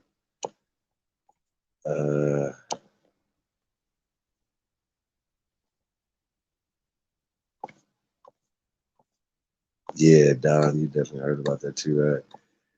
Mardi Gras, Christian celebration, Fat Tuesday before fasting for Lent. Yeah, that's definitely seems kind of fishy, man. We definitely have to look into that, though. Well, I know about the Mardi Gras Indians, but we just saying as far as what the celebration was for.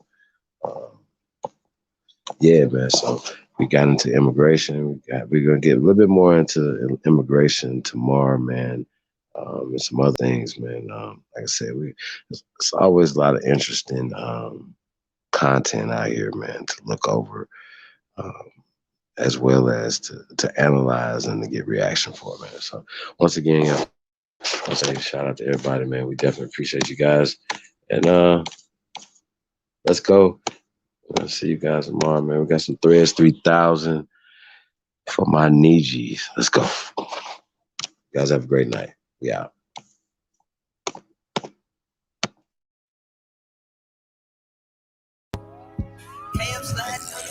Yeah. Threads 3000.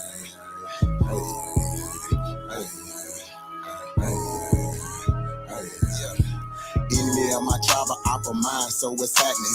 Government and all y'all cross the line, so what's happening? My ancestors wouldn't like you cross the line, so what's happening? We original, y'all GMO, y'all lying. I do this for my Nietzsche, my Nietzsche, my Nietzsche, my Nietzsche, oh yeah, my Nietzsche, my Nietzsche, my Nietzsche. I do this for my Nietzsche, my Nietzsche, my Nietzsche, my Nietzsche, my Nietzsche, my Nietzsche, my Nietzsche. I do this for my Nietzsche. Should've left me where I was, cause I ain't never scared. Took that little ice off my neck for this Earl head. My nation, my Nietzsche, someone thorough said. Real Americans, still pure blood, we thoroughbred. I'm like, let my people go and just take me instead. When it's red or blue pill, I'm only choosing red. I'ma always choose my people, you can keep that bread. Our government owe $1 trillion, you can keep that bread. If it's one thing Jim Crow is showing me, I don't want no white folks ruling over me. I don't want no politicians ruling over me. I don't want no po-po ruling over me. Only somebody just like me gon' treat me like me. I'm Iron Cherokee, the chief and Dr. GLE. I'm still a G like DST. You might not be as G as me. You think you free, but you need remedy to be as free as me. I'm from the hood, I'm still waking up my people. They got us good, they still hating on my people. When it comes to fashion, the whole world wanna be like us. When it comes to music, the whole world wanna be like us. When it comes to dancing, the whole world wanna be like us. Foreigners are doing everything, trying to weaken us. Sports force, y'all can't fuck with us. Rhythm know we killing y'all. Anything involve a ball. Mentally, we figured out the cosmos. After all inventing shit, we smashing y'all. It's time to take through asking y'all rights by blood after all. Vatican and the Smithsonian got all our shit. Artifacts and relics still keeping us away from it. When they say it was a long time ago, that's racist shit. Y'all holy land keep stolen shit. We don't need y'all holding it. Reverse engineering our technology, controlling it. David, everything you got, but you can't put no soul in it. I ain't go see the new Matrix cause I'm living it. Everything is not what it seems, but I'm killing it. Can you afford to pay attention who you living with? Now they trying to mandatory vax, but is you getting it? Fall back off my knees, I'm peeping y'all tactics. This ain't no earth war, this here is galactics. Goddesses and gods warming up like practice.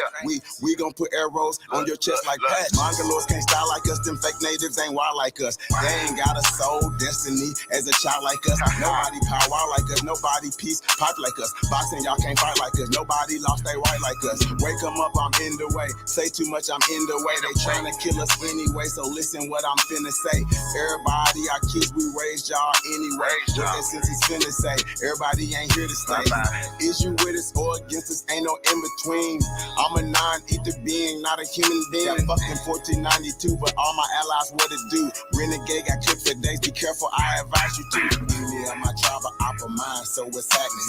Government and all y'all crossed the line, so what's happening? My ancestors wouldn't like you cross the line, so what's happening? We original, y'all GMO, y'all lying. I do this for my Nietzsche, my Nietzsche, my Nietzsche, my Nietzsche, my Nietzsche, my Nietzsche, my Nietzsche. I do this for my Nietzsche, my Nietzsche, my Nietzsche, my Nietzsche, my Nietzsche, my Nietzsche, my Nietzsche. I do this for my Nietzsche.